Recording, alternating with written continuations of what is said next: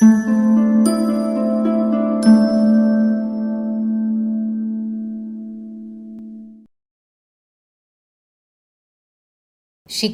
കാ ദർദ് ഒരു ദളിത് റൈറ്റിംഗ് ആണ്. സുശീല ഠാക്ബോറെ എന്ന ദളിത് സ്ത്രീയുടെ ആത്മകഥയുടെ ഒരു ചെറിയ അംശമാണ് ഷിക്കഞ്ചെ കാ ദർദ്. അതുകൊണ്ട് തന്നെ മറ്റ് കഥ വായിക്കുമ്പോൾ എടുക്കുന്ന ഒരു ലാഘവത്തോടെ ഇതിനെ എടുക്കാൻ പറ്റില്ല.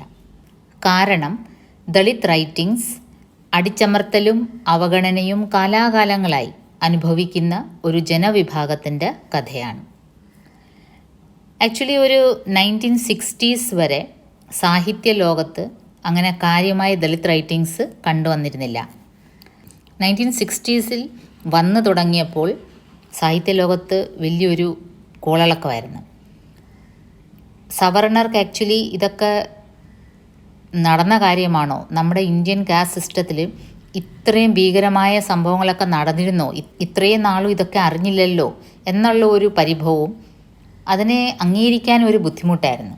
അതുകൊണ്ട് തന്നെ ദളിത് റൈറ്റിങ്ങിനെ ഗട്ടർ സാഹിത്യം എന്ന് പറഞ്ഞ് അവഗണിക്കുമായിരുന്നു. പക്ഷെ പിന്നീട് സാഹിത്യ ലോകം കണ്ടത് ദളിത് സാഹിത്യത്തിൻ്റെ ഒരു കുത്തൊഴുക്ക് തന്നെയായിരുന്നു. ഇതൊരു മാസ് ലിറ്ററേച്ചറായിട്ടാണ് അറിയപ്പെടുന്നത്. ഒരു വ്യക്തിയുടെ ജീവിതാനുഭവം ആയിരിക്കാം, പക്ഷേ അത് റിഫ്ലക്റ്റ് ചെയ്യുന്നത് ഒരു വലിയ ജനക്കൂട്ടത്തിൻ്റെ ജീവിതമാണ്. That's why it's called mass literature. Dalit റൈറ്റിങ്സിനൊരു പർട്ടിക്കുലർ പർപ്പസ് ഉണ്ട്. ഉൻകാ അപ്ന ഏക് ലക്ഷ്യ ഹോത്താ ഹെ. അതെന്താണ്?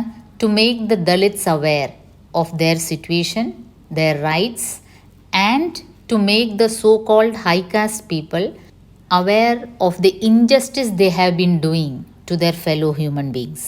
ഈ രണ്ട് കാര്യങ്ങളാണ് ദളിത് സാഹിത്യത്തിൻ്റെ ലക്ഷ്യം.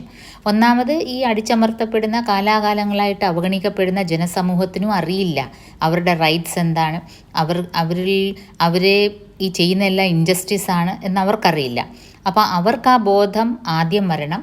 രണ്ടാമത്തത്, the so called high caste people, അവർ ചെയ്തുകൊണ്ടിരുന്ന ഇൻജസ്റ്റിസ് എന്താണെന്നുള്ളത്, അതും അവരുടെ ഫെലോ ഹ്യൂമൻ ബീങ്സ്, അവരോട് ചെയ്യുന്ന ഇൻജസ്റ്റിസ് ഇത്രയും കാലത്ത് ചെയ്തുകൊണ്ടിരുന്നതും അവരുടെ നെക്സ്റ്റ് ജനറേഷനെയും ഇത് തന്നെയാണ് പഠിപ്പിക്കുന്നത്. ലോ കാസ്റ്റ് ആൾക്കാരെ തൊട്ടുകൂടാ, അൺടച്ചബിലിറ്റി, അവരുടെ കൂടെ ഇരുന്ന് ഭക്ഷണം കഴിച്ചുകൂടാ, അവർ ഉപയോഗിക്കുന്ന പാത്രം ഉപയോഗിച്ചുകൂടാ. അപ്പം ഈ ഒരു injustice, what they have been doing, അത് ഇനിയും തുടരാൻ പാടില്ല. ഈ ദളിത് റൈറ്റിങ്സ് വായിച്ചിട്ട് അങ്ങനെ കുറച്ചു പേർക്കെങ്കിലും ഒരു മാനസിക പരിവർത്തനം ഉണ്ടാവണം എന്ന ലക്ഷ്യത്തോടെയാണ് ഈ ദളിത് റൈറ്റിങ്സ് പബ്ലിഷ് ചെയ്യുന്നത്. ദളിത് ആത്മകഥകളാണ് ഒരുപാട് വന്നിട്ടുള്ളത്, വളരെ ടച്ചിങ് ആയിട്ടുള്ളത്. അതിൽ ഞാൻ പേഴ്സണലി സജസ്റ്റ് ചെയ്യുന്നത് ശരൺ കുമാർ ലിംബാലയുടെ ആത്മകഥ അക്കർ മാഷി നിങ്ങൾ തീർച്ചയായിട്ടും വായിച്ചിരിക്കണം. നമ്മൾ മലയാളത്തിൽ എങ്ങനെ നമ്മൾ ആടുജീവിതം വായിച്ചിരിക്കണം എന്ന് പറയുന്നത് പോലെ അക്കർ മാഷി തീർച്ചയായിട്ടും വായിച്ചിരിക്കണം. അത് എല്ലാ ലാംഗ്വേജസിലും ട്രാൻസ്ലേറ്റഡ് ആണ്. ഈവൻ ഓം പ്രകാശ് വാൽമീകിയുടെ ജൂഠൻ അതും ട്രാൻസ്ലേറ്റഡ് ആണ്. ഈ രണ്ടെണ്ണത്തിൽ ഏതെങ്കിലും ഒരെണ്ണം വായിച്ചിരിക്കണം, വളരെ അത്യാവശ്യമാണ്. സോ കമ്മിങ് ടു ദിസ് ഷിക്കഞ്ചെ കാ ദർദ്, ഇത് ഒരു ലേഡി റൈറ്ററിൻ്റെ ഫസ്റ്റ് ഹിന്ദിയിലുള്ള ദളിത് ആത്മകഥയാണ്. ഷിക്കഞ്ചെ കാ ദർദ്. ഷിക്കഞ്ച എന്ന് മീൻ ചെയ്യുന്നത് ക്ലച്ചസ് ആണ്. നമ്മൾ ഈ വേട്ടക്കാരൻ്റെ പിടിയിൽ ഈ മൃഗങ്ങളും പക്ഷികളൊക്കെ ആയിക്കഴിഞ്ഞ് അതിൻ്റെ ക്ലച്ചസിൽ ഇങ്ങനെ പിടിച്ചു വെക്കുമല്ലോ. അപ്പോൾ ആ ഒരു ജീവി അതിൽ നിന്ന് രക്ഷപ്പെടാൻ വേണ്ടി എത്ര പെടയുന്നോ അത്രയും അതിന് വേദന കൂടും. കാരണം ആ ക്ലച്ചസ് അങ്ങനെ അമർത്തി പിടിച്ചിരിക്കുകയാണ്. പക്ഷേ ആ ജീവി അത് എങ്ങനെയെങ്കിലും അതിൽ നിന്ന് രക്ഷപ്പെടാനേ ശ്രമിക്കുകയുള്ളൂ. അപ്പോൾ പിന്നെയും കിടന്ന പൊളയും, പിന്നെയും അതിന് വേദന കൊള്ളും. അതുപോലെയാണ് ഈ ദളിതരുടെ വേദന. അവർ ഈ ഒരു കാസ്റ്റ് സിസ്റ്റത്തിൽ അവഗണന നേരിടുന്നത് അവർക്ക് വീർപ്പുമുട്ടലാണ്. അപ്പോൾ അതാണ് ഈ ഷിക്കഞ്ചെ കാ ദർദ് എന്ന് മീൻ ചെയ്യുന്നത്. അപ്പം നമുക്ക് നോക്കാം എങ്ങനെയാണ് അവരുടെ ആ ഒരു ലൈഫ്, അതിലെ ആ ഒരു സ്ട്രഗിൾ. ഒരു ദളിത് വനിത ആയത് കാരണം സമൂഹത്തിൽ എന്തൊക്കെ അപമാനം അവർക്ക് സഹിക്കേണ്ടി വന്നു നമുക്ക് നോക്കാം. मकान किराए पर लेने की भी बहुत लंबी कहानी है. बहुत दिनों तक, कितने महीनों तक हम किराए के मकान की खोज में भटकते रहे. അപ്പോൾ ഇതൊരു ആത്മകഥ അംശമാണ്. അപ്പോൾ ആത്മകഥ നീണ്ടു കിടക്കുകയാണ്. വലിയൊരു വോളിയം ആണ് ഈ ആത്മകഥ ഷിക്കഞ്ചെ കാ ദർദ്. അതിൻ്റെ ഒരു ചെറിയ അംശമാണ്. അപ്പോൾ അവർ വീട് വാടകയ്ക്ക് കിട്ടാൻ ബുദ്ധിമുട്ടുള്ളൊരവസ്ഥ, അത് പൊതുവെ ദളിത്സ് അനുഭവിക്കുന്ന ഒരു വിഷമമാണ്. മകാൻ കിരായ पर लेने की बहुत लंबी कहानी है. അതിനും ഒരു വലിയ നീണ്ട കഥയാണ്. बहुत दिनों तक कितने महीनों तक हम किराए के मकान की खोज में भटकते रहे. ഭട്ടക്കന എന്ന് വെച്ചാൽ അലയുക. ഒരു വാടക വീട് കിട്ടാൻ വേണ്ടി അലഞ്ഞു. किराए का मकान ढूंढते समय हमें हर जगह अपनी जाति बताना पड़ा. അപ്പോൾ എവിടെയൊക്കെ നമ്മൾ വീട് അന്വേഷിക്കുന്നു ആദ്യം അവർ അന്വേഷിക്കുന്നത് ഏത് കൂട്ടരാണെന്നാണ്, ഏത് ജാതിയാണെന്നാണ്. हम अपनी जाति वाल्मीकि बताते थे. അപ്പോൾ ഇവർ വാൽമീകി ജാതിയാന്ന് പറയും. महाराष्ट्र प्रांत में कुछ लोग वाल्मीकि नाम से हमारी जाति के वर्ण और जाति भेद के स्तर को नहीं समझ पाते थे. तब वे हमें 2-4 दिन के बाद आने के लिए कहते. അപ്പം മഹാരാഷ്ട്രയിൽ ചില സ്ഥലങ്ങളിൽ ഈ വാൽമീകി എന്ന് കേൾക്കുമ്പം അത് ഹൈ കാസ്റ്റ് ആണോ അതോ SC/ST ആണോ, ഹൈ കാസ്റ്റ് ആണോ അതോ ഷെഡ്യൂൾഡ് കാസ്റ്റ് ആണോ എന്ന് അവർക്ക് മനസ്സിലാകത്തില്ല പലർക്കും. അപ്പോൾ അവർ നമ്മളെ ഒഴിവാക്കാൻ വേണ്ടി നമ്മുടെ ജാതിയുടെ ഡീറ്റെയിൽസ് അറിയാൻ വേണ്ടി അവർ കുറച്ച് ദിവസം എടുക്കും. അപ്പോൾ അതിനവർ ചെയ്യുന്നത് എന്താണ്, കുറച്ച് ദിവസം കഴിഞ്ഞ് വരാൻ പറയും. അപ്പോഴത്തേക്കിനും അവർ ഇതിൻ്റെ ഡീറ്റെയിൽസ് എല്ലാം അറിഞ്ഞിട്ട് അവർ വേണ്ടാന്ന് പറയും. तब वे हमें 2-4 दिन के बाद आने के लिए कहते. 2-4 दिन में वे वाल्मीकि रहस्य को जान लेते. तब दोबारा उनके पास जाने पर उनका टका सा जवाब मिलता, मकान किराए पर नहीं देना है. അപ്പോൾ 2-3 ദിവസം കഴിഞ്ഞ് നമ്മൾ ചെല്ലുമ്പോൾ ആ സമയത്തേക്കിന് അവരെല്ലാം അന്വേഷിച്ച് വെക്കും ഈ ഒരു ജാതി ആക്ച്വലി എന്തുവാണ്. അപ്പോഴത്തേക്കിനും അവർ പറയും ഞങ്ങൾക്ക് വീട് വാടകയ്ക്ക് കൊടുക്കാൻ ഉദ്ദേശമില്ല. ആപ് ഹമാരെ മക്കാൻ മേ कैसे रह सकते हैं. ചിലർ പറയും നിങ്ങൾ എങ്ങനെ ഞങ്ങളുടെ വീട്ടിൽ വാടകയ്ക്ക് താമസിക്കും. വാൽമീകി കഹക്കർ ആപ് ഹമേ ബേവ്കൂഫ് ബനാ രഹേ ഥേ. വാൽമീകി എന്ന് പറഞ്ഞ് ഞങ്ങളെ പറ്റിക്കാൻ നോക്കിയായിരുന്നോ. കൈ ബാർ ഇസ് തരഹ കി ബാത്തോं से शर्मिंदा होना पड़ा था. हम जलालखेड़ा क्षेत्र के गौलीपुरा में एक मकान देखने गए. അതുപോലെ ഈ ജലാൽഖേഡ ഏരിയയിൽ ഞങ്ങളൊരു വീട് കാണാൻ പോയ കഥ പ്രത്യേകം എടുത്ത് ഓർത്ത് പറയാം. मकान में गाय भैंस का तबेला था. वह मकान अहीर जाति का था. मकान के सामने और आसपास दलदल जैसा गोबर और पानी का गारा था, जिससे गोबर और मूत्र की सड़ी दुर्गंध आ रही थी. അപ്പോൾ ആ ഒരു വീടിൻ്റെ ലൊക്കേഷൻ എങ്ങനെയായിരുന്നു വെച്ചാൽ അഹീർ ജാതിയായിരുന്നു. ഈ പശുവിനെ എല്ലാം വളർത്തുന്ന കൂട്ടരായിരുന്നേ. അപ്പോൾ അവരുടെ ആ ഏരിയയിൽ മുഴുവനും ചാണകവും ഗോമൂത്രവും ആകെ കൂടെ ഒരു സ്റ്റിഞ്ചി സ്മെല്ലായിരുന്നു. ഉസ് മക്കാൻ മേ പീछे के 2 खाली कमरे किराए पर देना था. ആ വീടിൻ്റെ ബാക്ക് സൈഡിൽ 2 റൂം ഒഴിവുണ്ടായിരുന്നു. അതായിരുന്നു അവർ വാടകയ്ക്ക് കൊടുക്കാൻ ഉദ്ദേശിച്ചത്. അപ്പം ഞങ്ങളത് തേടി ചെല്ലുകയാണ്. घर मालिक ने हमसे जाति पूछी. हमने वाल्मीकि बताया. वह कुछ समझा नहीं. ഞങ്ങൾ ഇപ്പോൾ എവിടെ ചെന്നാലും ആദ്യം എന്താ ജോലി, അല്ലെങ്കിൽ നമുക്കത് റെൻറ്റ് കൊടുക്കാനുള്ള കപ്പാസിറ്റി ഉണ്ടോ എന്നല്ല നോക്കുന്നത്, ജാതിയാണ് ആദ്യം ചോദിക്കുന്നത്. ഞങ്ങൾ വാൽമീകി ജാതി എന്ന് പറഞ്ഞു. അയാൾക്കൊന്നും മനസ്സിലായില്ല. ഉസ്നെ കഹാ ബാദ് മേ ആओ. दूसरे दिन प्रकाश हाई स्कूल की 8वीं कक्षा की एक लड़की ने मुझे बताया, टीचर जी कल आप जिस घर को देखने गए थे वे कह रहे थे वाल्मीकि यानी भंगी होता है. അടുത്ത ദിവസം എന്ന് വെച്ചാൽ ഒരു സ്റ്റുഡൻറ്റ് 8ാം ക്ലാസ്സിൽ പഠിക്കുന്ന ഒരു പെൺകുട്ടി വന്ന് പറയാണ്, ടീച്ചർ ഏത് വീടാണോ ഇന്നലെ കാണാൻ പോയത് അവർ പറയായിരുന്നു വാൽമീകി എന്ന് വെച്ചാൽ ഭംഗി ഹോത്താ ഹെ. ഭംഗി എന്ന് വെച്ചാൽ ഈ തോട്ടപ്പണി ചെയ്യുന്നത്, മലമൂത്ര വിസർജനമൊക്കെ തലയിൽ കൊണ്ടു നടക്കുന്ന, ഓട ക്ലീൻ ചെയ്യുന്ന. നോർത്ത് ഇന്ത്യയിലും മഹാരാഷ്ട്രയിലൊക്കെ ഡ്രൈ ടോയ്ലറ്റ്സ് ഉണ്ടായിരുന്നു. അപ്പോൾ ഈ മനുഷ്യരുടെ മലം ക്ലീൻ ചെയ്യുന്ന ഇതൊക്കെയാണ് ഭംഗി. ഈവൻ റെയിൽവേ ട്രാക്കിൽ കിടക്കുന്ന വിസർജ്യ വസ്തുക്കളെല്ലാം ക്ലീൻ ചെയ്യുന്ന ഒരു കാറ്റഗറിയാണ്. मैंने पूछा तुमको कैसे मालूम. അപ്പം ഞാൻ അതിശയിച്ച് ചോദിച്ചു ഇവക്ക് എങ്ങനെ അറിയാം, ഈ കുട്ടിക്ക് എങ്ങനെ അറിയാം. ലड़की बोली मैं वहीं रहती हूँ तब मैं किसको क्या कहती. അപ്പോൾ പെൺകുട്ടി ആക്ച്വലി ആ കുടുംബത്തിലായിരുന്നു, ഇവരിന്നലെ ചെന്ന വീട്ടിലെ. ऐसी स्थिति में हमें किराए का मकान कहीं भी नहीं मिल रहा था.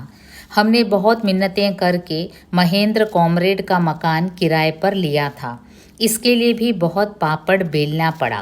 മഹേന്ദ്ര കോമ്രേഡ് എന്ന് എടുത്തു പറയാൻ കാരണം സഖാവാണ്. കാരണം അയാൾ അപ്പോൾ അങ്ങനെ എടുത്തു പറയാൻ കാരണം ഈ കമ്മ്യൂണിസത്തിൽ വിശ്വസിക്കുന്നവർ പൊതുവെ ജാതി ഭേദവ്യത്യാസം അവർ നോക്കാറില്ല. शेर सिंह नाहर दूर के रिश्ते का भतीजा है. उनके साथ ठाक बोरेजी मकान मालिक से मिले. हमारी जाति का नाम सुनकर कॉमरेड की पत्नी ने मकान देने से साफ इनकार कर दिया. അപ്പോൾ കോമ്രേഡ് ആണെങ്കിലും അയാളുടെ വൈഫിന് ഇതെല്ലാം വിശ്വാസമുണ്ട്, ജാതി വ്യവസ്ഥയിലെല്ലാം. വൈഫ് പറയും വീട് തരാൻ പറ്റില്ല. उनका बेटा और शेर सिंह नाहर के बीच मित्रता थी। दोनों एक ही पार्टी का काम करते थे, मगर मकान देने की बात अलग थी. അപ്പോൾ ഈ കോമ്രേഡിൻ്റെ മകനും ഞങ്ങൾക്ക് പരിചയമുള്ളൊരു ഷേർ സിംഗ് നാഹർ എന്ന് പറഞ്ഞ ഒരു കമ്മ്യൂണിസ്റ്റ് പാർട്ടിക്കാരനുണ്ട്. അപ്പോൾ അവർ രണ്ടുപേരും ഫ്രണ്ട്സ് ആയിരുന്നു. പക്ഷേ വീട് കൊടുക്കുന്ന കാര്യം വരുമ്പം കമ്മ്യൂണിസവും ഫ്രണ്ട്ഷിപ്പും ഒന്നും അവർ നോക്കില്ല. तब ठाकबोरे जी ने हमारे स्कूल के संस्थापक और मैनेजर श्री प्रकाशी जी से मिन्नतें की और उन्हें साथ लेकर कॉमरेड की पत्नी और बेटे से मिलने गए. പിന്നെ ഞങ്ങളുടെ സ്കൂളിലെ മാനേജറിനെ വിളിച്ച്, കാരണം മാനേജർ ആകുമ്പോൾ ഇച്ചിരി ഹൈ പോസ്റ്റ് ആണല്ലോ, അപ്പോൾ അയാളെ കൊണ്ട് റെക്കമെൻഡ് ചെയ്യിക്കാൻ പോയി. प्रकाशी जी जैसे बड़े व्यक्ति के आग्रह पर कॉमरेड की पत्नी से मुश्किल से मकान देना स्वीकार किया. सबसे पहले तो मकान का किराया ही दुगना बताया. यद्यपि മഹേന്ദ്ര കോമ്രേഡ് की പത്നി നാരാസ് थी.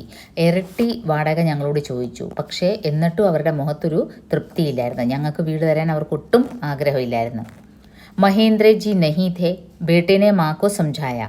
फिर भी माँ ने हमारे लिए कई बंधन और शर्तें रखी थी.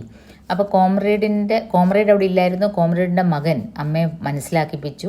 എന്നിരുന്നാലും ആ സ്ത്രീ ഒരുപാട് കണ്ടീഷൻ ഞങ്ങൾക്കായിട്ട്, കാരണം മറ്റ് ഉയർന്ന ജാതിയിലുള്ള ആൾക്കാർക്കായിരുന്നെങ്കിൽ ഇതിൻ്റെ പകുതി വാടകയെ കൊടുത്താൽ മതിയായിരുന്നു, ഇത്രയും കണ്ടീഷൻസും കാണില്ല. ഞങ്ങളോട് എന്തൊക്കെ പറഞ്ഞ്, തുമ്ഹാരെ റിഷ്തേദാർ യഹാ നഹി ആയെങ്കിൽ തും യഹാ കോയി കാര്യക്രം ആദി നഹി കരോഗി. നിങ്ങളുടെ റിലേറ്റീവ്സ് ഇവിടെ വരാൻ പാടില്ല, ഇവിടെ നിങ്ങളുടേതായിട്ടുള്ള ഫങ്ഷൻസ് ഒന്നും നടത്താൻ പാടില്ല. തുംസെ പടോസിയോ കോ കോയി പരേഷാനി നഹി ഹോനി ചാഹിയെ. നിങ്ങൾ കാരണം നെയ്ബേഴ്സിന് ഒരു ബുദ്ധിമുട്ടും വരാൻ പാടില്ല. ऐसी अनेक ഷർത്തോं को हमने सहज ही मान लिया था. ഈ കണ്ടീഷൻസ് എല്ലാം ഞങ്ങൾ സമ്മതിച്ചു, കാരണം ഞങ്ങൾക്ക് എങ്ങും വീട് കിട്ടുന്നില്ലായിരുന്നു. मिट्टी की दीवार और छोटे देशी कबेलू की छत का वह मकान बहुत पुराना था. दोनों तरह घरों की कॉमन दीवारें थी. घर में दिन में भी अंधेरा रहता था. വീടിൻ്റെ അകത്ത് പ്രകാശം വരാനുള്ള ഒരു സാഹചര്യവും ഇല്ലായിരുന്നു. ആകെ ഇടുങ്ങിയൊരു മുറിയായിരുന്നു. छत और दीवारों से मिट्टी गिरती रहती. फिर भी हमने वह मकान अधिक किराए पर खुशी से ले लिया. അവിടെ ഇവിടെ നിന്നുമൊക്കെ മതിലിൽ നിന്നും റൂഫിൽ നിന്നുമൊക്കെ മണ്ണ് പൊടിഞ്ഞു വീഴുന്നുണ്ടായിരുന്നു. പഴയ വീടായിരുന്നു, ഒരു വെന്റിലേഷനും ഇല്ല. എന്നിരുന്നാലും ഞങ്ങൾ സന്തോഷത്തോടെ ഡബിൾ വാടക കൊടുത്ത് ആ വീട് എടുക്കുകയുണ്ടായി. जाति के कारण कहीं और दूसरा मकान मिलना मुश्किल था. लोग किसी की पहचान पाने के लिए सबसे पहले जाति पूछते हैं. आप कौन हैं? इसका मतलब है आप किस जाति के हैं.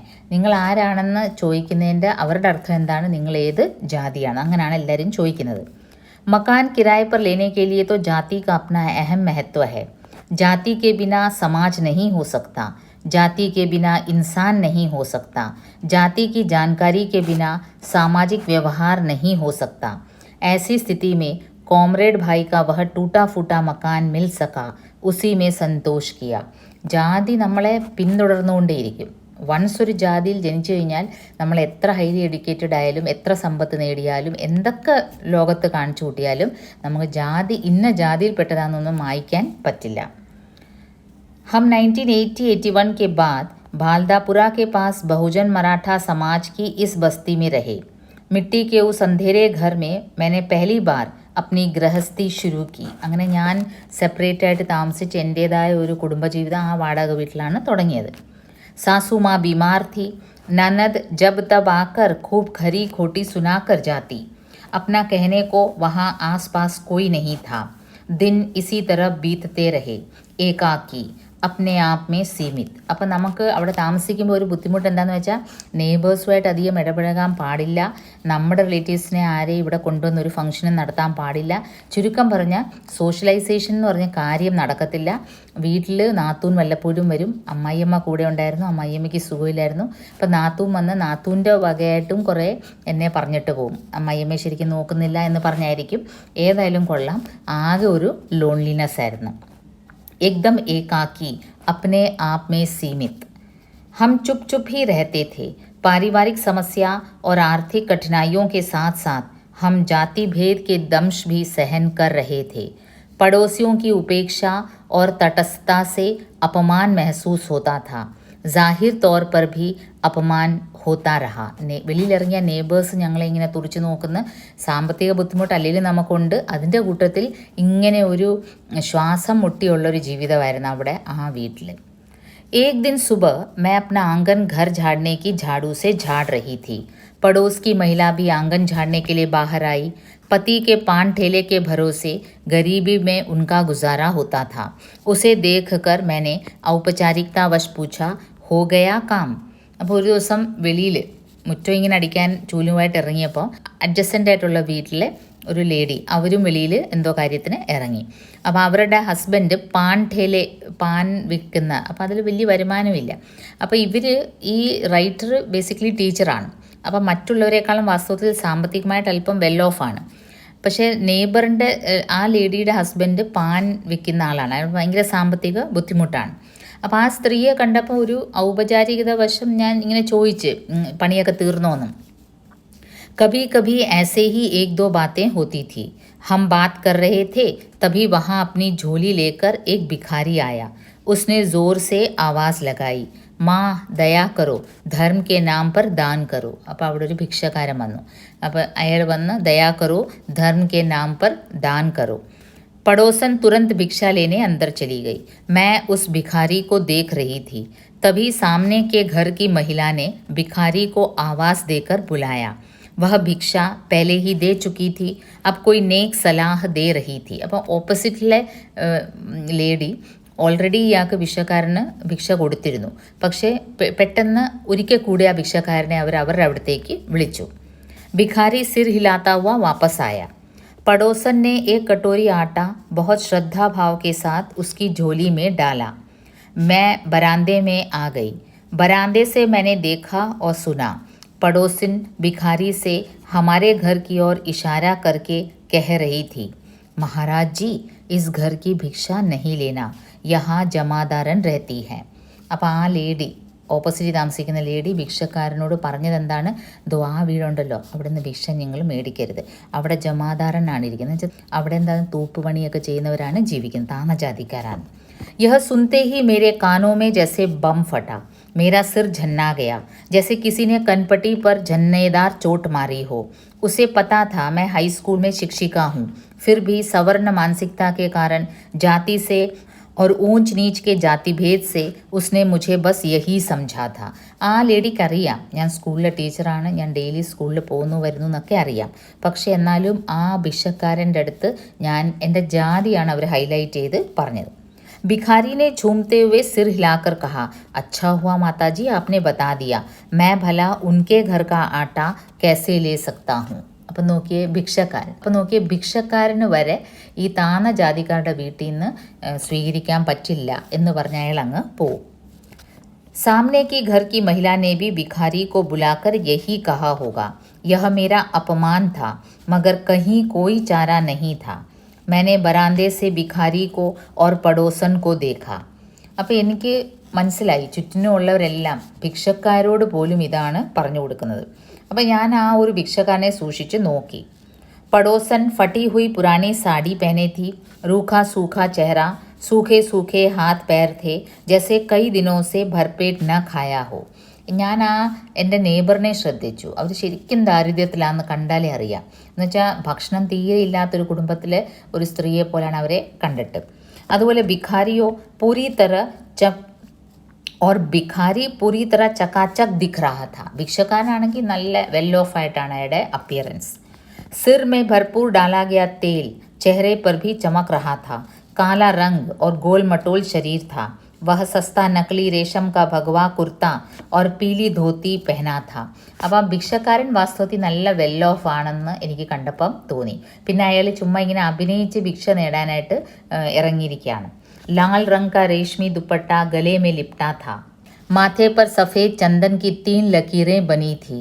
पैरों में बाटा का जूता और मोजे थे. കാലിൽ ഷൂസും സോക്സും, പിന്നെ അപ്പിയറൻസ് ഒരു സന്യാസിയെ പോലെ കുറേ ചന്ദനമൊക്കെ ഇട്ട്. കുച്ച് ഭിഖാരി മാംഗനെ के लिए स्वांग बनाकर रखते थे. ഭിക്ഷാ देने वाले उन्हें महाराज कहते.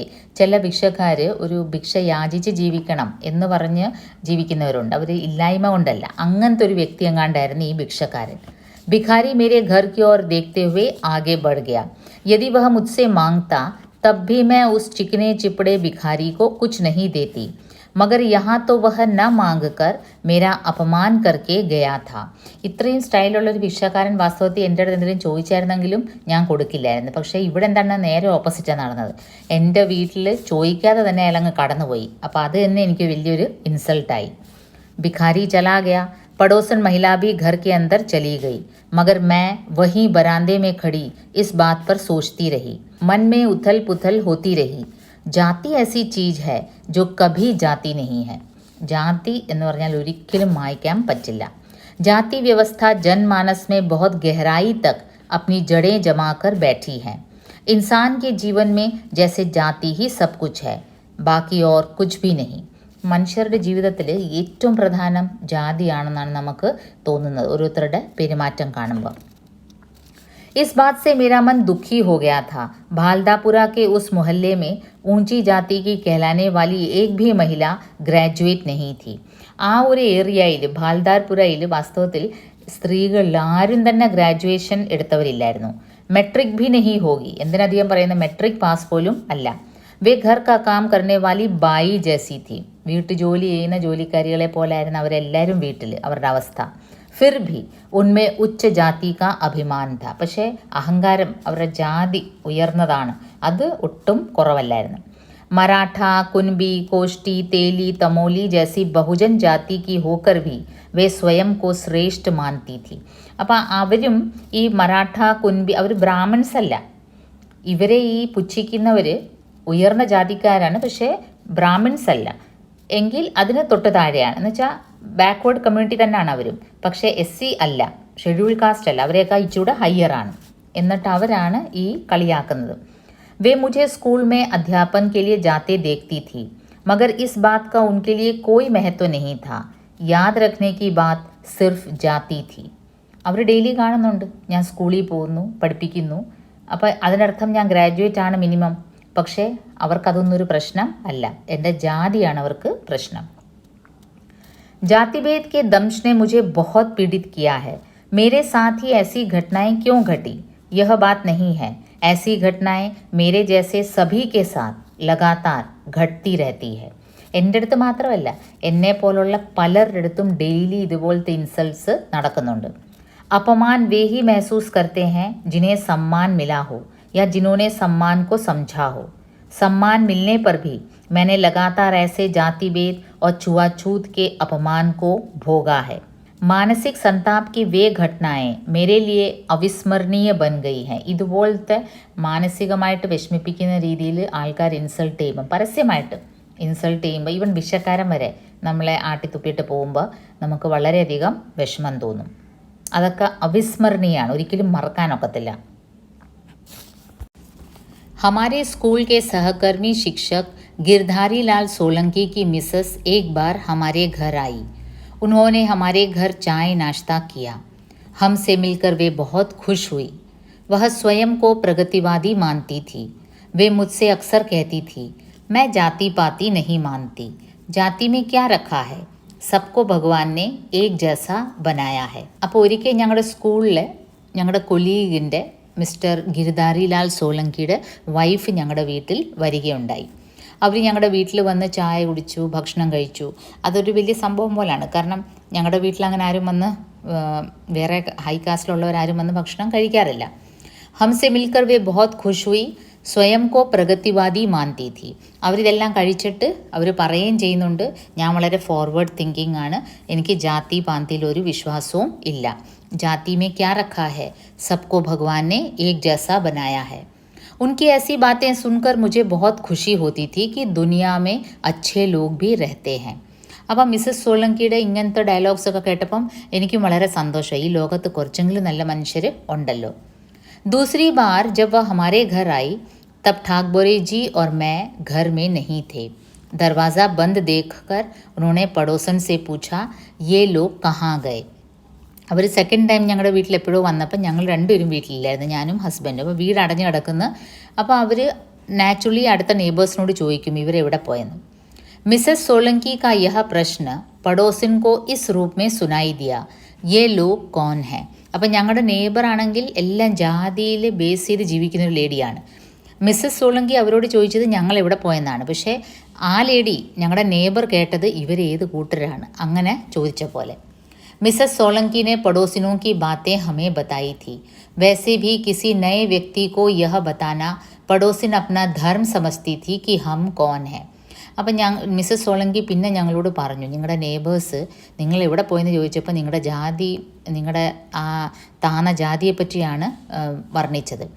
അപ്പോൾ ഞങ്ങൾക്കത് അറിയാം. ഞങ്ങളുടെ നെയ്ബറിൻ്റെ മെയിൻ ജോലി, ആര് ഞങ്ങളെ അന്വേഷിച്ച് വന്നാലും ഞങ്ങളൊരു ടീച്ചറാണെന്നോ സമൂഹത്തിൽ കുട്ടികൾക്ക് അറിവ് പകർന്നു കൊടുക്കുന്ന, വിദ്യ പറഞ്ഞു കൊടുക്കുന്ന ഒരു ടീച്ചറാണെന്നല്ല അവർ പറയുന്നത്. ഞങ്ങളുടെ ജാതി ഏതാണെന്നാണ് എല്ലാവരെയും കുട്ടിഘോഷിക്കുന്നത്. पड़ोसिन और सामने के घरों की महिलाएं घर में ही रहती थी. हमारे लिए पूछने पर वे वही बताने लगी जो उनके मानस में था. पड़ोसन ने तत्परता से बताया था, है कोई झाड़ू वाली यहाँ रहती है, हम तो उनसे कोई वास्ता नहीं रखते, न लेना न देना. അവർ പറഞ്ഞെന്താണ്, ഏതോ തൂപ്പുകാരിയാണ് അവിടെ താമസിക്കുന്നത് കേട്ടോ, ഞങ്ങൾ അടുപ്പിക്കത്തില്ല കേട്ടോ, ഒന്നും അങ്ങോട്ടും കൊടുക്കില്ല ഇങ്ങോട്ടും എടുക്കില്ല. पड़ोस में है तो मुँह देखना ही पड़ता है. कॉमरेड का बेटा बड़ा महान बनता है. उसी ने अपना घर किराए पर देकर इन्हें यहाँ बसा लिया है. ആ കോമ്രേഡ് ഉണ്ടല്ലോ, സഖാവ്, അയാളുടെ മോൻ വളരെ ഫോർവേഡ് തിങ്കിങ് ആണ് പോലും. അയാളാണ് ഈ കൂട്ടരെ ഇവിടെ വീട് വാടകയ്ക്ക് കൊടുത്തിരിക്കുന്നത്. ഞങ്ങൾക്കിപ്പോൾ എന്താ ശല്യം, വെളിയിലിറങ്ങിയ ഇവരുടെ മുഖം കാണണം. मिसेस सोलंकी को कुछ न बोलते देखकर पड़ोसिन बोली थी, आप कौन हो? आप तो ऊंची जाति की लगती हो. अपनी जाति ऊंची होने का अभिमान सबको होता है. मिसेस सोलंकी ने तब गर्व के साथ बताया था, हम सोलंकी हैं, राजपूत ठाकुर हैं. അപ്പം മിസ്സസ് സോളങ്കിയുടെ അടുത്ത് എൻ്റെ നെയ്ബർ ചോദിക്കും, മാഡത്തിനെ കണ്ടിട്ട് നല്ല ഹൈ കാസ്റ്റാന്ന് തോന്നുന്നല്ലോ, നിങ്ങൾ ആരാണ്? അപ്പോൾ അവർ അപ്പം നാച്ചുറലി കാസ്റ്റിൻ്റെ, മിസ്സസ് സോളങ്കി ജാതി നോക്കുന്നില്ല എന്ന് പറഞ്ഞ ലേഡിയാണെങ്കിലും ഒരാൾ താങ്കളെ കാണുമ്പോൾ നല്ല ഹൈ കാസ്റ്റ് ആണെന്ന് തോന്നുന്നല്ലോ എന്ന് പറഞ്ഞപ്പോൾ അവർക്കും ഒരു അഭിമാനം. അവർ പറയാം, ഹം സോളങ്കി ഹേ, രാജ്പൂത് ഠാക്കൂർ ഹേ. हमारे सोलंकी गुरुजी और ये दोनों एक ही स्कूल में पढ़ाते हैं. मैं ऐसे ही मिलने आई थी. അപ്പം മിസ്സസ് സോളങ്കി പറയും, എൻ്റെ ഹസ്ബൻഡും ഇവരും ഒരേ സ്കൂളിലാണ് പഠിപ്പിക്കുന്നത്, ഞാൻ വെറുതെ അവരെ കാണാൻ വന്നതാണ്. पड़ोसिनों की कुछ बातें सोलंकी मैडम ने हमें बताई थी. जो उन्होंने नहीं बताया वह पड़ोस के बच्चों से अलग अलग किस्तों में मालूम हो गया था. सामने वाली महिला भुनभुनाते हुए बड़बड़ाने लगी थी, हम तो राह देख रहे हैं, ये कब यहाँ से जाएं तो पाप कटे, रात दिन मुँह देखना पड़ता है. അപ്പം മിസ്സസ് സോളങ്കി ഞങ്ങളോട് പിന്നീട്, നിങ്ങളുടെ നെയ്ബേഴ്സ് നിങ്ങളെപ്പറ്റി ഇങ്ങനെയൊക്കെയാണ് പറയുന്നത്, നിങ്ങളെ അന്വേഷിച്ച് ആരിലും വന്നാൽ നിങ്ങളെപ്പറ്റി ഇങ്ങനെയൊക്കെയാണ് പറയുന്നതെന്നുള്ളത് പറഞ്ഞു. അതല്ലാതെ മിസ്സസ് സോളങ്കി പറയാത്തത് വേറെ നാട്ടിലെ കൊച്ചു കുട്ടികൾ പറഞ്ഞു തന്നു. എന്താണ് പറഞ്ഞത്? ഞങ്ങളുടെ നെയ്ബേഴ്സ് ഇങ്ങനെ പുറകുറുക്കും, ഹം തോ രാഹ ദേഖ് രഹേ ഹേ, യെ കബ് യഹാ സേ ജായ്, ഇവർ ഈ നാശങ്ങൾ എപ്പോൾ ഇവിടുന്ന് പറക്കി കെട്ടി പോവും, ഞങ്ങളത് പ്രതീക്ഷിച്ചിരിക്കുകയാണ്. കാരണം എന്താണ്? രാത്ത് ദിൻ മൂ ദേഖ്നാ പടുത്താ ഹെ, രാവും പകലും വെളിയിലിറങ്ങിയ ഇതുങ്ങളുടെ ഈ ഒരു അടിച്ചുവാരിക്കാരിയുടെ മുഖമാണ് കാണേണ്ടത്. हम तभी आ गए थे. स्कूल की छुट्टी के बाद कुछ खरीदी करके लौटे थे. मेरे हाथों में छात्रों की परीक्षा के उत्तर पत्रिका के बंडल थे. मैंने और ठाकबोरे जी ने खुशी जाहिर करते हुए मिसेस सोलंकी को नमस्ते कहा, मगर तब उन्होंने हमारी पड़ोसिनों के सामने अपनी अधिक खुशी जाहिर नहीं की. मैं समझ गई थी पड़ोसिन ने अपने मन का जहर उगला होगा. അപ്പം മിസ്സസ് സോളങ്കി അവിടെ നിൽക്കെ തന്നെ ഞങ്ങൾ തിരിച്ചെത്തി. ഞങ്ങളെന്തോ ഷോപ്പിങ്ങിന് പോയിരിക്കുകയായിരുന്നു, സ്കൂൾ കഴിഞ്ഞ് ഞങ്ങൾ കുറച്ച് ഷോപ്പിങ്ങിന് പോയിരിക്കുകയായിരുന്നു. അപ്പോൾ എൻ്റെ കയ്യിൽ കുട്ടികളുടെ ആൻസർ പേപ്പേഴ്സ് ഉണ്ടായിരുന്നു. ഞാനും ഹസ്ബൻഡും ഇങ്ങനെ അകത്തോട്ട് കയറി വന്നു. പക്ഷേ മിസ്സസ് സോളങ്കി ജസ്റ്റ് ഒരു സാധാ ഒരു നമസ്തേ ചെയ്ത് ഞങ്ങളെ കണ്ടിട്ട് വലിയ സന്തോഷമൊന്നും കാണിച്ചില്ല. കാരണം എന്താണ്? ആ നെയ്ബർ അവിടെ നോക്കി നിൽക്കുകയായിരുന്നു.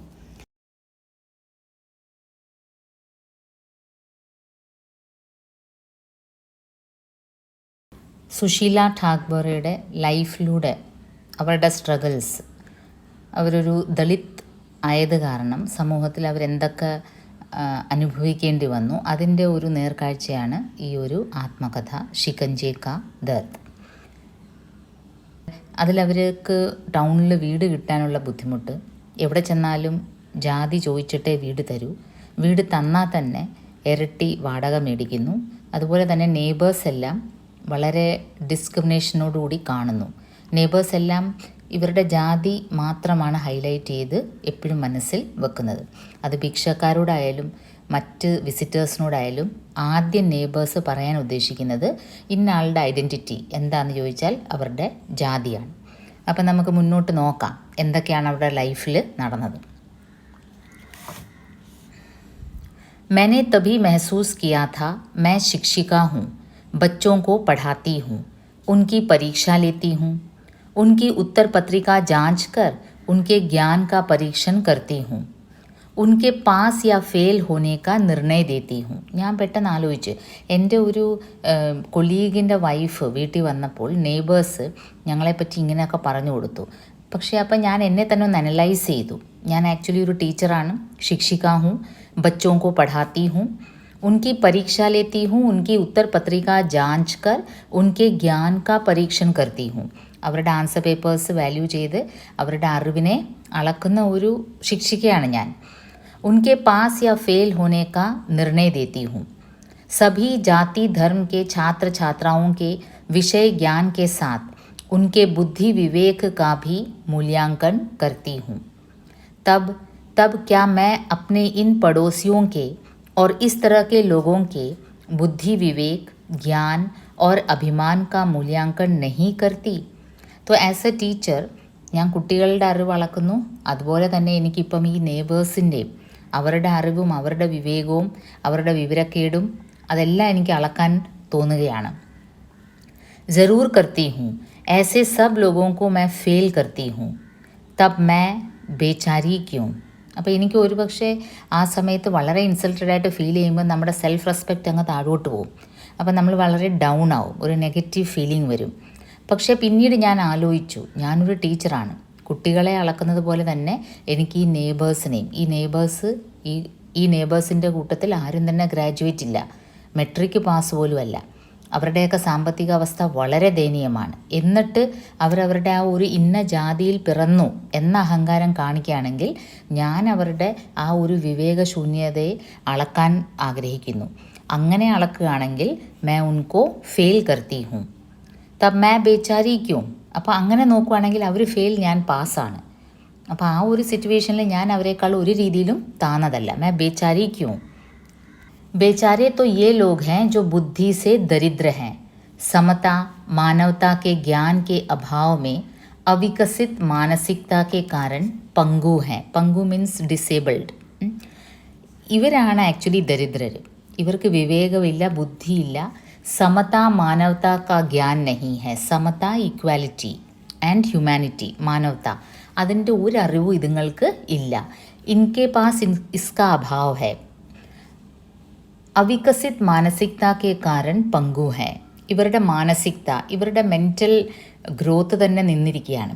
ഡിസേബിൾഡ് ആണ് ഇവർ, ആക്ച്വലി മെൻ്റലി ഡിസേബിൾഡ് ആണ്. കാരണം ഇവർക്ക് ഒരു വ്യക്തിയെ അളക്കാൻ വേറെ ഒന്നും ഇവരുടെ കയ്യിൽ ഒരു അളവുകോലില്ല.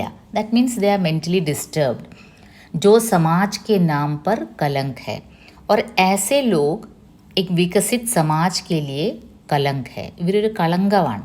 കാരണം ഇങ്ങനെ മാനസിക് ചിന്താഗതി, ഇങ്ങനത്തെ ഒരു മെൻ്റൽ ആറ്റിറ്റ്യൂഡ് വെച്ച് നടക്കുന്നവർ വാസ്തവത്തിൽ സമൂഹത്തിനൊരു കളങ്കമാണ്.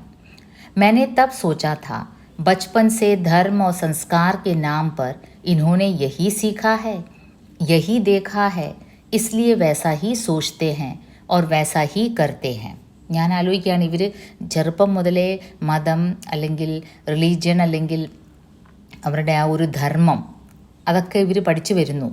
പറയപ്പെടുന്നു ഇവർ ഭയങ്കര ഹിന്ദു ധർമ്മത്തിലെ എല്ലാ വേദങ്ങളും പഠിച്ചവരാണെന്ന്. ഇവരിതാണോ പഠിച്ചത്? ക്യാ ഇനോനെ യഹി സീഖാ ഹെ, യഹി ദേഖാ ഹെ, ഇസ്ലിയെ വൈസാ ഹി സോച്തേ ഹെ ഓർ വൈസാ ഹി കർത്തേ ഹെ. ഇവരിതാണ് പഠിച്ചത്, അതുകൊണ്ട് അവർ അങ്ങനെ തന്നെ ചിന്തിക്കുന്നു, അങ്ങനെ തന്നെ പ്രവർത്തിക്കുന്നു. दुनिया कहाँ से कहाँ जा रही है, इन्हें कुछ पता नहीं है. कुएं के मेंढक की तरह ये लोग अपनी छोटी सी दुनिया में ऊंच नीच की टर टर करते रहते हैं. ദുനിയ കഹാ സെ കഹാ പहुँच गई है, ലോകം ഇവിടെ എത്തി. ഇവരിപ്പോഴും ഈ ജാതിയും പറഞ്ഞുകൊണ്ടിരിക്കുകയാണ്. ബാക്കിയുള്ളവർ പുരോഗതിയിലേക്ക് പോകാനുള്ളൊരു തടസ്സവും അവരുടെ മാർഗ തടസ്സവും ഇവർ ആവുന്നു. कुएं के मेंढक की तरह ये लोग अपनी छोटी सी दुनिया में ऊंच नीच की टर टर करते रहते हैं. നമ്മൾ ഈ കിണറ്റിലകപ്പെട്ട തവളയുടെ അവസ്ഥ അറിയാമല്ലോ, അതാണ് ലോകമെന്ന് വിചാരിച്ചിരിക്കും. എന്നിട്ട് ടർ ടർ ടർന്ന് ചെയ്തുകൊണ്ടിരിക്കും. ലോകം എവിടുന്ന് എത്തിക്കഴിഞ്ഞു. പക്ഷേ കിണറ്റിൻ്റെ അകത്ത് അകപ്പെട്ട തവളയ്ക്ക് അത് അവൻ കണ്ട ലോകം അതേ ഉള്ളൂ. അപ്പോൾ അതാണ് ഏറ്റവും വലുതെന്ന് അത് കരുതും.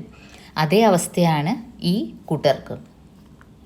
उस दिन मिसेस सोलंकी हमारे घर बहुत कम समय रुकी थी। बहुत आग्रह करने पर उन्होंने सिर्फ चाय पी। साथ ही बहुत अपनेपन के साथ मुझे समझा कर कहा था, देखो आप बुरा मत मानना, मैं छुआछूत नहीं मानती, मगर आप अपनी पड़ोसनों को और मोहल्ले में किसी को भी यह नहीं बताना कि मैं आपके घर खाती पीती हूँ. നോക്കിയേ, ആ മിസ്സസ് സോളങ്കി ആദ്യത്തെ പ്രാവശ്യം വന്നപ്പോൾ ഇവിടുന്ന് ഭക്ഷണമൊക്കെ കഴിച്ചിരുന്നു. വലിയ ഉദാര മനസ്കതയാണ്, ഞങ്ങളിതൊന്നും വിശ്വസിക്കുന്നില്ല. അവർ ഹൈ കാസ്റ്റാണ്, അവർ രാജ്പൂത്താണ്. രാജ്പൂത്ത് എന്ന് പറയുമ്പോൾ വളരെ ഹൈ കാസ്റ്റാണ്. എന്നിട്ട് അവർ ഇവിടെ എല്ലാം ഭക്ഷണം കഴിച്ചു. ഇപ്പം ഇവരുടെ നെയ്ബേഴ്സുമായിട്ട് സംസാരിച്ച് കഴിഞ്ഞപ്പോൾ മിസ്സസ് സോളങ്കിക്ക് തന്നെ ഇവിടുന്ന് ഭക്ഷണം കഴിക്കാനും അധികം നേരം ഇവിടെ ചിലവഴിക്കാനും ഒക്കെ ഒരു ബുദ്ധിമുട്ട് പോലെ. അവർ ജസ്റ്റ് ചായ മാത്രമേ കുടിച്ചുള്ളൂ. എന്നിട്ട് ഒരു ഡയലോഗ് കൂടെ പറഞ്ഞു, ആ ബുരാമത് മാന്ന മേ ചുവാച്ചൂത്ത് നെഹി മാൻതി. ചുവാച്ചൂത്ത് എന്തുവാണ്? അൺടച്ചബിലിറ്റി, തൊട്ടുകൂടായ്മ. ഞാനത് മനസ്സുകൊണ്ട് അംഗീകരിക്കുന്നില്ല, ഞാനത് നോക്കത്തുമില്ല.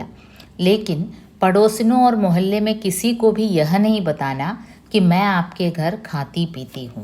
പക്ഷേ നിങ്ങളുടെ നെയ്ബേഴ്സിനോട് ദയവ് ചെയ്ത് പറയല്ലേ ഞാൻ നിങ്ങളുടെ ഇവിടെ വന്ന് ഭക്ഷണം കഴിക്കുമെന്ന്. ये लोग हमारी जाति के लोगों को यह बताएंगे तो अच्छा नहीं लगेगा. ഇവർ ചെന്ന് ഞങ്ങളുടെ ജാതിയിലുള്ള ആൾക്കാരുടെ അടുത്ത് ഇത് പറയുകയാണെങ്കിൽ പിന്നെ അതെനിക്ക് ബുദ്ധിമുട്ടാവും. उनकी बातें सुनकर मेरा मन विचलित हो गया था. कौन अपना है कौन पराया समझ में आ गया था. क्यों लोग ढोंग करते हैं. അപ്പോൾ അവരുടെ ഈ ഒരു അവരവിടുന്ന് ചായ കുടിച്ചത് ഇപ്പോൾ എനിക്കൊരു ബുദ്ധിമുട്ടായിട്ട് തോന്നി. ചായ കുടിച്ചിട്ട് ഇങ്ങനൊരു ഡയലോഗും പറയാണ്, ആരോടും പറയരുത്.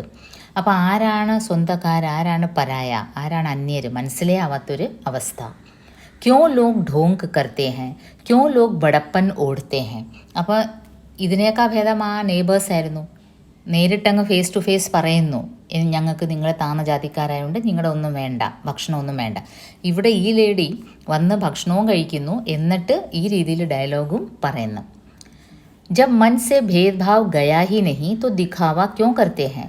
यदि सच में प्रगतिशील बनने की बात करते हैं तो वैसी हिम्मत भी चाहिए. परिस्थितियों का सामना करने की, लोगों को जवाब देने की, डट कर खड़े रहने की, सामने वालों की मानसिकता बदलने की. അപ്പോൾ ഈ മിസ്സസ് സോളങ്കിക്ക് ഫോർവേഡ് തിങ്കിങ് ആണ്, ഈ ജാതി വ്യവസ്ഥ ഒന്നും ഞാൻ അംഗീകരിക്കുന്നില്ല, അതൊന്നും ഞാൻ മൈൻഡ് ചെയ്യുന്നില്ല എന്നൊക്കെ പറയുന്നെങ്കിലും ആ ഒരു സിറ്റുവേഷൻ ഫേസ് ചെയ്യാനുള്ള ധൈര്യം അവർക്കില്ല എങ്കിൽ പിന്നെ എന്തിനാണ് അവരിങ്ങനെ ഫോർവേഡ് തിങ്കിങ് പീപ്പിളാണെന്നും പറഞ്ഞ് നടക്കുന്നത്. അവർക്ക് ഞങ്ങളുടെ വീട്ടിൽ വന്ന് ഭക്ഷണം കഴിക്കുമ്പോൾ അവർക്ക് സമൂഹത്തിൽ പല ചോദ്യങ്ങൾക്കും മറുപടി പറയേണ്ടി വരും. അപ്പോൾ അതവർ ധൈര്യമായിട്ട് പറയാനുള്ളൊരു കെൽപ്പ് അവർക്ക് വേണം. അതെ, ഞാൻ ഇന്ന ജാതിപ്പെട്ടവരുടെ കൂടെ ഇരിക്കുകയും കഴിക്കുകയും ഒക്കെ ചെയ്യും, നിങ്ങൾക്ക് എന്താണ്, നിങ്ങൾ മാറണം എന്ന് നിങ്ങളുടെ മാനസികതയാണ് മാറേണ്ടത്. ഇങ്ങനത്തെ സിറ്റുവേഷൻസിനെ ഫേസ് ചെയ്യാൻ അവർക്ക് ധൈര്യമില്ല എങ്കിൽ പിന്നെ എന്ത് പുരോഗമനവാദമാണ് അവർ പറയുന്നത്.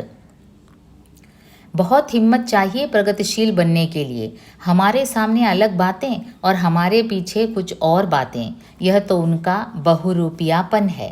ये उनका बहुरूपियापन है. बहुरूपिया എന്ന് വെച്ചാൽ പല നിറം കാണിക്കുക, പല പേഴ്സണാലിറ്റി കാണിക്കുക. ഞങ്ങളുടെ മുമ്പിൽ കാണിക്കുക ഞങ്ങളോട് വളരെ അടുപ്പമുണ്ട്, ഞങ്ങൾ വളരെ ഫോർവേഡ് തിങ്കിങ് ആണ്, മറ്റുള്ളവരുടെ അടുത്ത് അവരുടെ കൂട്ടത്തിൽ നിന്ന് സംസാരിക്കുക. कैसा प्रभाव है बुरे लोगों का. उनके प्रभाव से अच्छे लोग भी बुरे बन जाते हैं. भेदभाव फैलाने वाली इन भावनाओं को कोई जड़ से ख़त्म क्यों नहीं कर सकता. तो मैं सोचती हूँ, ഞാൻ ആലോചിക്കുകയാണ്, ഇങ്ങനത്തെ ബുരേ ലോഗോं का प्रभाव, കുറച്ച് സമൂഹത്തിൽ വിഷവിത്തുകൾ മതി, അവർ ബാക്കിയുള്ളവരെ ഇങ്ങനെ പറഞ്ഞ് അവരുടെ മനസ്സിലും ഇങ്ങനെ ഈ ജാതി വ്യവസ്ഥയെപ്പറ്റി ചിന്തിക്കാത്തവരുടെ മനസ്സിൽ കൂടെ ഇത് പറഞ്ഞ് വിഷം പടർത്തും. उनके प्रभाव से अच्छे लोग भी बुरे बन जाते हैं. भेदभाव फैलाने वाली इन भावनाओं को कोई जड़ से ख़त्म क्यों नहीं कर सकता. ഇത്രയും മനുഷ്യർ തമ്മിൽ ഡിസ്ക്രിമിനേറ്റ് ചെയ്യുന്ന ഈ ഒരു ഭേദ്ഭാവ്, ഈ ഒരു ഡിസ്ക്രിമിനേഷൻ ഭാവം, ഇതെന്തുകൊണ്ട് വേരോടെ ആരും എടുത്ത് കളയുന്നില്ല. क्या यह जाति भेद की भावना लोगों के दिलों से कभी खत्म ही नहीं होगी. क्या यही सामाजिक भेदभाव, जाति भेद का कलंक हमारे देश का गौरव और हमारे देश की संस्कृति बना रहेगा. ഈ ഒരു കാസ്റ്റ് ഡിസ്ക്രിമിനേഷൻ നമ്മുടെ രാഷ്ട്രത്തിൻ്റെ ഒരു ഐഡൻറ്റിറ്റി ആയിട്ട് ഇങ്ങനെ നിലനിൽക്കുമോ കാലാകാലങ്ങളിൽ. ഹിന്ദു ധർമ്മ की ये बातें मन को बहुत संतप्त करती है. अपने भारत देश को, अपनी भारतीय संस्कृति को निष्कलंक बनाने के लिए ഹൃദയ തടപ്ത ഹെ. നമ്മുടെ ഹിന്ദു കൾച്ചറിൽ ഈ ഒരു നമ്മുടെ രാജ്യത്തിന് ഒരു അപമാനമായിട്ട് മാറിയ ഈ ഒരു ജാതി വ്യവസ്ഥ ഇതെന്നെങ്കിലും മാറുമോ? എൻ്റെ ഹൃദയം തടപ്ത ഹെ. ഇതിലൊരു മാറ്റം വരുത്തി നമ്മുടെ ഇന്ത്യൻ കൾച്ചറിനെ കുറച്ചുകൂടെ ഒന്ന് റിഫൈൻഡ് ആക്കാൻ വേണ്ടി എൻ്റെ മനസ്സ് വിതുമ്പുന്നു. किसी देश और समाज की स्थिति का मूल्यमापन कहीं आर्थिक स्थिति से होता है, कहीं राजनैतिक स्थिति से, कहीं नैतिक मूल्यों के आधार पर होता है, कहीं शिक्षा से. मगर हमारे देश में अभी तक व्यक्ति और समाज का मूल्यांकन जाति के आधार पर ही होते रहा है. ഇപ്പോൾ വേറെ ലോകരാജ്യങ്ങളൊക്കെ എടുത്താൽ അവിടുത്തെ സൊസൈറ്റിയുടെ ഹാപ്പിനെസ് ഇൻഡെക്സ് കണക്കാക്കുന്നത് പല കാര്യങ്ങളിലാണ്. അവർ പുരോഗമിച്ചോ ഇല്ലയോ എന്നുള്ള ആ ഒരു ഇൻഡെക്സ്, ആ ഒരു സ്റ്റാറ്റിസ്റ്റിക്സ് അവർ കണക്കാക്കുന്നത് എന്തൊക്കെ മൂല്യാങ്കനം ചെയ്തിട്ടാണ്? ആർത്തിക് സ്ഥിതി, അവരുടെ എക്കോണമിക് സിറ്റുവേഷൻ ഇംപ്രൂവ് ആയോ, അല്ലെങ്കിൽ പിന്നെ രാജനൈതിക് സ്ഥിതി, അവരുടെ പൊളിറ്റിക്കൽ തിങ്കിങ് എങ്ങനെയാണ്, അല്ലെങ്കിൽ നൈതിക് മൂല്യമൊക്കെ ആധാർ പർ അവരുടെ എത്തിക്സ് എങ്ങനെയാണ്, അവരുടെ വാല്യൂസ് എങ്ങനെയാണ്, അങ്ങനെയൊക്കെ വെച്ച്, അല്ലെങ്കിൽ ശിക്ഷ എത്രമാത്രം എഡ്യൂക്കേറ്റഡ് ആണ്, എത്ര പെർസെൻറ്റേജ് ആൾക്കാർ ഒരു രാജ്യത്ത് എഡ്യൂക്കേറ്റഡ് ആണ്. അപ്പോൾ അവരുടെ എക്കോണമിക് സിറ്റുവേഷൻ അല്ലെങ്കിൽ അവരുടെ സോഷ്യൽ സെറ്റപ്പ് ഇതൊക്കെ വെച്ച് നോക്കിയിട്ടാണ്. പക്ഷേ നമ്മുടെ നാട്ടിലെന്താണ്? വ്യക്തി ഓർ സമാജ് കാ മൂല്യാങ്കൻ ജാതി കെ ആധാർ പർ ഹി ഹോത്തെ രഹാ ഹെ. വ്യക്തിയെ അളക്കുന്നതും സമൂഹത്തിനെ അളക്കുന്നതും ഒരു ജാതി വ്യവസ്ഥയുടെ ബേസിസിലാണ്. यह देखकर बहुत दुख और अफसोस होता है. शिक्षित समझदार लोग भी इन बातों को नहीं समझ पाते. नासमझ लोगों की तो बात ही अलग है.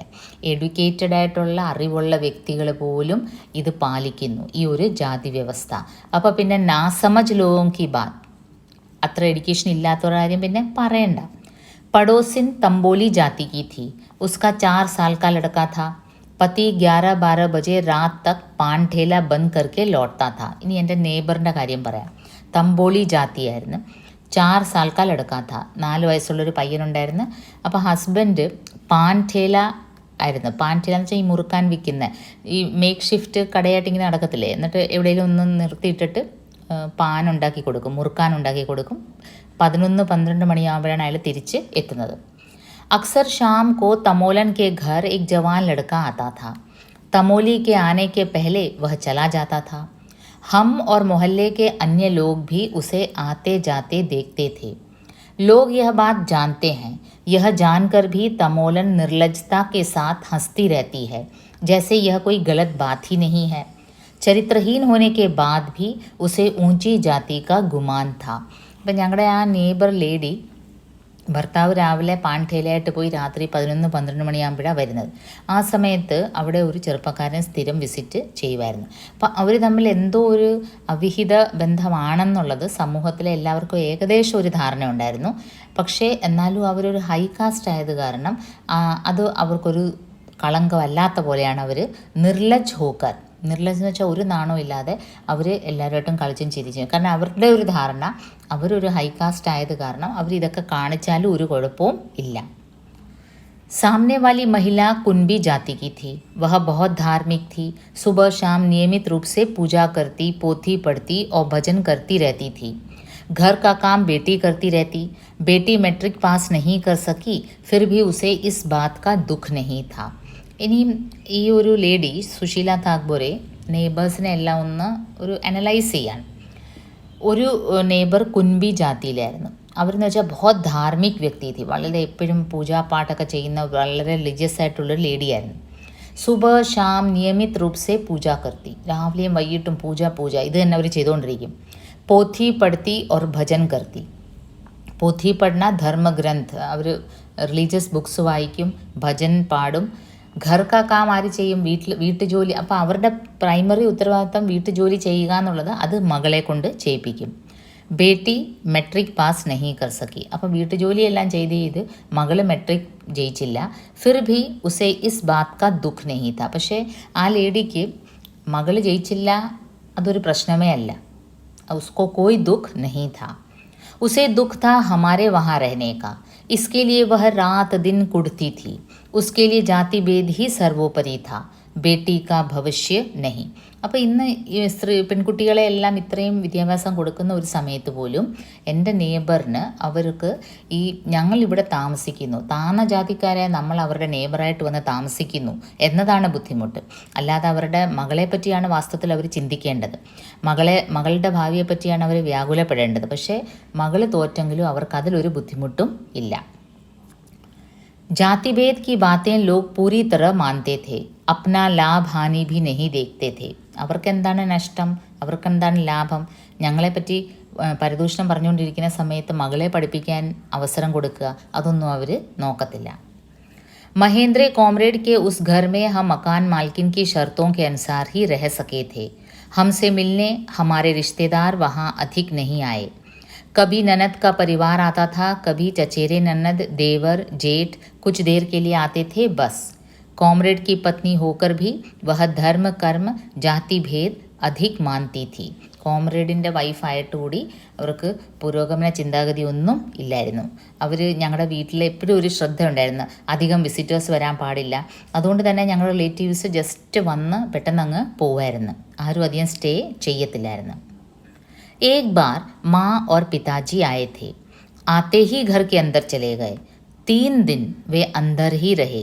फिर चुपचाप वापस चले गए. ഒരിക്കൽ എൻ്റെ അച്ഛനും അമ്മയും വന്നു. അപ്പോൾ അവർ വന്ന ഉടനെ വീടിൻ്റെ അകത്ത് കയറിയതാണ്. 3 ദിവസം പിന്നെ വെളിയിലോട്ട് ഇറങ്ങിയിട്ടേ ഇല്ല. कितना आतंक था मोहल्ले वालों का. बेचारे हर समय डरे सहमे रहे. न जोर से बोले न हंसे. സിർ ഝുക്കാക്കർ ആയേ ഓർ സിർ ഝുക്കാക്കർ ചലേ ഗയേ. എന്തോ കുറ്റവാളികൾ വരുന്ന പോലെ അച്ഛനും അമ്മയും വന്നു, വെളിയിലോട്ട് കാരണം അവർക്കറിയാം ഇവിടുത്തെ സിറ്റുവേഷൻ. ഞങ്ങൾ താമസിക്കുന്ന സ്ഥലം ഇങ്ങനെ ഹൈ ക്ലാസ് ആൾക്കാരുടെ ഇടയ്ക്കാണ് ഞങ്ങൾ താമസിക്കുന്നത്, ഞങ്ങൾക്കിങ്ങനെ ബുദ്ധിമുട്ടുണ്ടെന്ന് അവർക്കറിയാം. അതുകൊണ്ട് അവർ വെളിയിലോട്ട് ഇറങ്ങിയതേ ഇല്ല. സിർ ഝുക്കാക്കർ ആയേ ഓർ സിർ ഝുക്കാക്കർ ചലേ ഗയേ. ന ജോർ സെ ബോലെ ന ഹസേ. ലൗഡായിട്ട് ചിരിക്കുകയോ സംസാരിക്കുകയോ ഒന്നും ചെയ്തില്ല.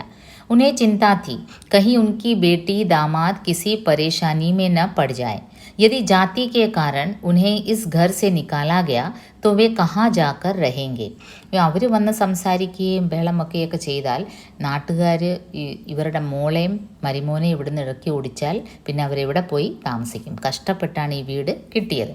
അതുകൊണ്ട് അവർ അന്യരെ പോലെ വന്നു, തല കുനിച്ച് വന്നു, കുറ്റവാളിയെ പോലെ വന്നു, അതേപോലെ പോയി. किराए का दूसरा घर मिल पाना आसान बात नहीं थी. अपने जाति समुदाय के मोहल्लों में रहना भी कठिन था. असुविधा, शोर आवाज़, ईर्ष्या, द्वेष और झगड़ों के कारण शांति से वहाँ रहना मुश्किल था.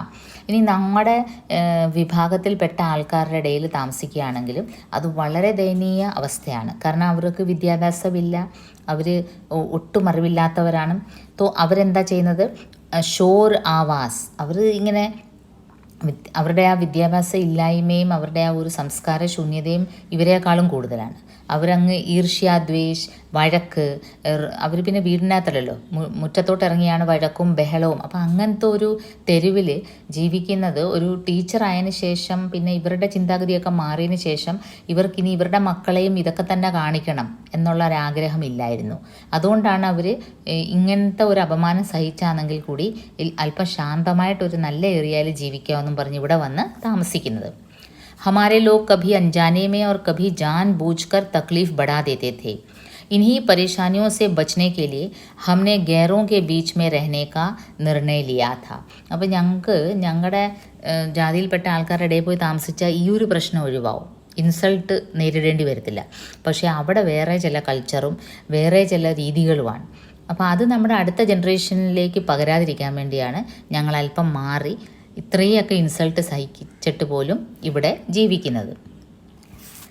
मेरी सासू माँ की मृत्यु इसी घर में हुई थी. 65 वर्ष की उम्र थी. कुछ शारीरिक तकलीफ थी. वे कई दिनों से बीमार थी. घर में अंदर ही अंदर रहकर बिना किसी से बोले दिन भर अकेले चुप रहना दुखदाई था. हम स्कूल जाते थे, तब से हमारे आने तक दरवाज़ा बंद रहता था. हमारे आने के बाद फिर से बंद हो जाता था. घर भी ऐसा था, न हवा न प्रकाश. दिन में भी अंधेरा रहता. दिन भर बिजली का बल्ब ഓൺ रखते थे. അപ്പോൾ എൻ്റെ മദർ ഇൻ ലോ ഈ വീട്ടിലാണ് മരണപ്പെട്ടത്. അപ്പോൾ അതും ഒരു വല്ലാത്തൊരു ട്രാജിക് സിറ്റുവേഷനാണ്. 65 വയസ്സായിരുന്നവർക്ക്. കുച്ച് ശാരീരിക് തക്ലീഫ് थी, കई ദിനോ സെ ബീമാർ थी. കുറച്ച് അസ്വസ്ഥതകളൊക്കെ ഉണ്ടായിരുന്നു. പക്ഷേ ഏറ്റവും കൂടുതൽ ബുദ്ധിമുട്ട് അവരിവിടെ ജീവിച്ച അത്രയും കാലം ഘർ കെ അന്തർ ഹി അന്തർ രഹനാ പടാ. വീട് ജനലൊന്നുമില്ല, ശുദ്ധവായുവില്ല. ഞങ്ങൾ ജോലിക്ക് പോകുമ്പോൾ അമ്മ അകത്തുനിന്ന് കഥ അടയ്ക്കും. ഞങ്ങൾ വരുമ്പം കഥ തുറന്ന് ഞങ്ങൾ പിന്നെ കയറി അകത്തുനിന്ന് പിന്നെയും കഥ അടയ്ക്കും. കാരണം നമ്മുടെ മുഖം കാണുന്നത് നെയ്ബേഴ്സിന് ഇഷ്ടമല്ല. അപ്പോൾ അങ്ങനത്തെ സിറ്റുവേഷനിൽ ഒന്ന് മുറ്റത്തൂടി ഇറങ്ങാൻ പറ്റാത്തൊരവസ്ഥ, സ്വന്തം വീട്ടിൻ്റെ മുറ്റത്തിറങ്ങാൻ പറ്റാത്ത അവസ്ഥ, വിശുദ്ധവായു അകത്തോട്ട് വരുന്നില്ല. അപ്പോൾ ഒറ്റയ്ക്കിരുന്നിരുന്ന് അമ്മ വളരെ ഡിപ്രസ്ഡ് ആയിട്ടുള്ള സ്റ്റേറ്റിലാണ് മരിച്ചത്. उन दिनों मीरा अपनी सास के घर नागपुर की डिफेंस कॉलोनी गई थी. मेरी सास की मृत्यु हुई तब मैं घर में अकेली थी. ठाकबोरे जी सुबह से किसी काम से बाहर गए थे. चिंटू बेटा उनके साथ था. सासू माँ को हिचकी लेते देखकर मैंने उन्हें पुकारा, माँ माँ क्या हुआ माँ. उन्होंने कोई जवाब नहीं दिया. ആ സമയത്ത് അമ്മ മരിച്ച ആ സമയത്ത്, മദർ ഇൻ ലോ മരിച്ച സമയത്ത് ഞാൻ ഒറ്റയ്ക്കേ ഉള്ളായിരുന്നു. ഞാനും മദർ ഇൻ ലോ മാത്രമേ ഉള്ളായിരുന്നു. അപ്പോൾ അമ്മ ഇങ്ങനെ ഹിച്കിയിലേറിയിട്ട് അമ്മയ്ക്ക് എന്തോ ഇക്കിള് വരുന്ന പോലെ തോന്നി. ഞാൻ ചോദിച്ചു അമ്മ എന്താണ്? അമ്മ ഒന്നും മിണ്ടിയില്ല. मैं उनकी छाती पर हाथ फेरती रही, उनकी हथेलियाँ मलती रही. सासू माँ शांत लेटी है, यह देखकर मैं देर तक पलंग पर उनके सिरहाने बैठी रही. काफ़ी देर हो गई. यह देखकर मैंने उन्हें पुकारा, उनका हाथ पकड़कर हिलाया. उनकी हथेली को अपनी हथेली से मलती रही. അപ്പോൾ അമ്മയ്ക്ക് അല്പം അസ്വസ്ഥതകളുണ്ടായിരുന്നു. ഞാൻ അല്പം നെഞ്ചൊക്കെ തടവി കൊടുത്ത് പിന്നെ അമ്മ ഇങ്ങനെ ഉറങ്ങുന്ന പോലെ കിടന്നു. ഞാനും അപ്പോൾ അടുത്തിങ്ങനെ ഇരുന്നു. പക്ഷേ കുറേ കഴിഞ്ഞപ്പോൾ അനക്കിയിട്ടും കുലിക്കിയിട്ടും ഒന്നും അമ്മ എണ്ണീക്കുന്നില്ല. मैंने देखा धीरे धीरे सासू माँ की उंगलियां मुड़कर कठोर हो गई और मेरी हथेली को जकड़ने लगी. यह देखकर मैं डर गई. मैं डर कर चीखने लगी. चीखते हुए मैंने अपना हाथ छुड़ाया और नीचे बैठकर अकेली रोने लगी. मेरी चीख, मेरा रोना सुनकर भी पड़ोस का कोई नहीं आया. അപ്പോൾ ആ സമയത്ത് ഞാനും മദർ ഇൻ ലോ മാത്രമേ ഉള്ളായിരുന്നു. അമ്മ ആ ലാസ്റ്റ് നിമിഷം എൻ്റെ കൈക്ക് കയറി ഇങ്ങനെ മുറുക്കുന്ന പോലെ എനിക്ക് തോന്നി. അപ്പോഴാണ് മനസ്സിലായത് അമ്മ മരിക്കാൻ പോകുന്നു. അങ്ങനെ ഞാൻ കിടന്ന് നിലവിളിച്ചു. മെനെ ചീഖ റോയ ലേക്കിൻ കോയി നെഹി ആയ. പടോസി ആരും ഇത് കേട്ടിട്ട് വന്നില്ല. ठाकबोरे जी ने आकर देखा माँ अब नहीं रही. उन्होंने अपने कुछ रिश्तेदारों को खबर दी. कुछ लोग घर के सामने इकट्ठे हुए. घर मालकिन ने यह देखा तो वह 1 मिनट के लिए घर के अंदर आई. फिर बाहर आकर ठाकबोरे जी से बोली, यह सब तो ठीक है, मगर आप इन्हें किसी रिश्तेदार के घर ले जाओ. वहाँ ले जाकर वह सब क्रिया कर्म करो. हमारे घर में यह सब नहीं होना चाहिए. आप लाश यहाँ से ले जाओ. അപ്പോൾ ആ ഒരു സിറ്റുവേഷനിൽ മദർ ഇൻ ലോ മരിച്ചു കിടക്കുന്നു. ഈ വീട്ടുടമസ്ഥ വന്നിട്ട് ആ ലേഡി പറയാണ്, ലാൻഡ് ലേഡി വന്ന് എന്താ പറയുന്നത്, ജസ്റ്റ് ഒന്ന് ബോഡി ഒന്ന് നോക്കി. അപ്പോൾ സാധാരണ നമ്മളൊരു വീട്ടിൽ അറ്റ്ലീസ്റ്റ് ഒരു മരണസമയത്തെങ്കിലും മനുഷ്യരുടെ മനസ്സ് അലിയുന്നതാണ്. പക്ഷേ ഈ ലേഡി വന്ന് എന്താണ് പറഞ്ഞത് ആദ്യം, ഇവിടെ ഈ ക്രിയാകർമ്മങ്ങളൊന്നും നടത്താൻ പറ്റത്തില്ല, നിങ്ങൾ ഏതെങ്കിലും റിലേറ്റീവ്സിൻ്റെ വീട്ടിലേക്ക് ബോഡി ഷിഫ്റ്റ് ചെയ്യണം. 1980 की 4 मई को लास्ट वर्किंग डे के बाद हम दोनों पति पत्नी को 1.5 माह की स्कूल की ग्रीष्मकालीन छुट्टियां मिली थी. जैसे सासू माँ इस दिन की राह देख रही थी कि कब मेरे बेटे बहू को अवकाश मिले तो मैं इस घर से जाऊं. तबीयत खराब होने के कारण वे सोई सोई रहती थी. मकान मालिक की बात सुनकर ठाकबोरे जी ने तुरंत रिक्शा बुलाया. मृत सासू माँ को चादर में लपेट कर रिक्शे में रखा.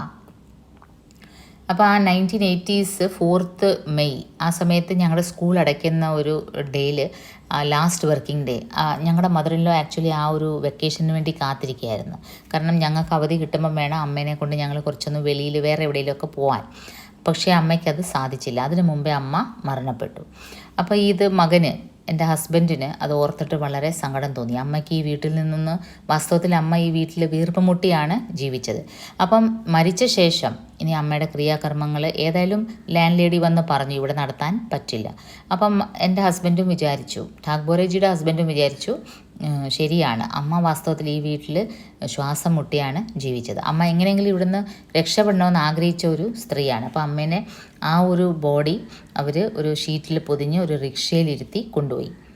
मृत सासू माँ को चादर में लपेट कर रिक्शे में रखा. मैं लाश के साथ रिक्शे में बैठी. चचेरी ननद कमलाबाई भी साथ बैठी। मोहल्ले की कोई महिला ബാഹർ नहीं आई न किसी ने मुझे सांत्वना दी. അപ്പോൾ ഒരു മരണം നടന്നിട്ട് പോലും അടുത്തുള്ള ആരും ഞങ്ങളുടെ അടുത്തേക്ക് വന്നില്ല, ഞങ്ങളെ ആശ്വസിച്ചില്ല, ഞങ്ങളെ ആശ്വസിപ്പിച്ചുമില്ല. ഞങ്ങളിങ്ങനെ ബോഡി ഇങ്ങനെ റിക്ഷയിലാണ് കൊണ്ടുപോയത്. यह सब देख कर मेरा हृदय क्रंदन कर उठा. क्या यही है भारतीय समाज, भारतीय सहिष्णुता? विश्व बंधुत्व की बात करने वाले अपने पड़ोसी से भी मानवता भाईचारे का संबंध नहीं रख सकते? ഇതാണോ വിശ്വബന്ധുത്വം എന്ന് പറയുന്ന, ഇതാണോ ഇന്ത്യൻ സഹിഷ്ണുത? ഒരാൾ മരിച്ചാൽ പോലും തിരിഞ്ഞു നോക്കാത്തൊരു സമൂഹമാണോ ഭാരതീയ സമൂഹം? मैं ज़ोर ज़ोर से रोने लगी. तब ठाकबोरे जी ने कहा यहाँ मत रो. അപ്പം ഞാൻ നിലവിളിച്ച് കരയാൻ തുടങ്ങി. കാരണം ഒരു ഡെഡ് ബോഡിയുടെ അടുത്ത് ഇങ്ങനെ ഒറ്റപ്പെട്ടിരിക്കുന്ന അവസ്ഥയിൽ ഇങ്ങനെ ഇരുന്നപ്പം ഭർത്താവ് പറയും ഇവിടെ വെച്ച് കരയണ്ട. मैं रिक्शे में बैठी हथेलियों में मुंह छिपाए रोती रही. रिक्शा शाम टॉकीज के पास से मेडिकल टीबी वार्ड के धोबी चाल के क्वार्टर आया. यहाँ सर्वेंट क्वार्टर में चाचा, ससुर, मौसी, सास अपने परिवार के साथ रहते थे. चाचा और मौसी मेडिकल अस्पताल में नौकरी करते थे. उनके 4 बेटे और 3 बेटियों का भरा पूरा परिवार था. അപ്പം ഞങ്ങൾ റിക്ഷ എങ്ങോട്ടാണ് പോയത്?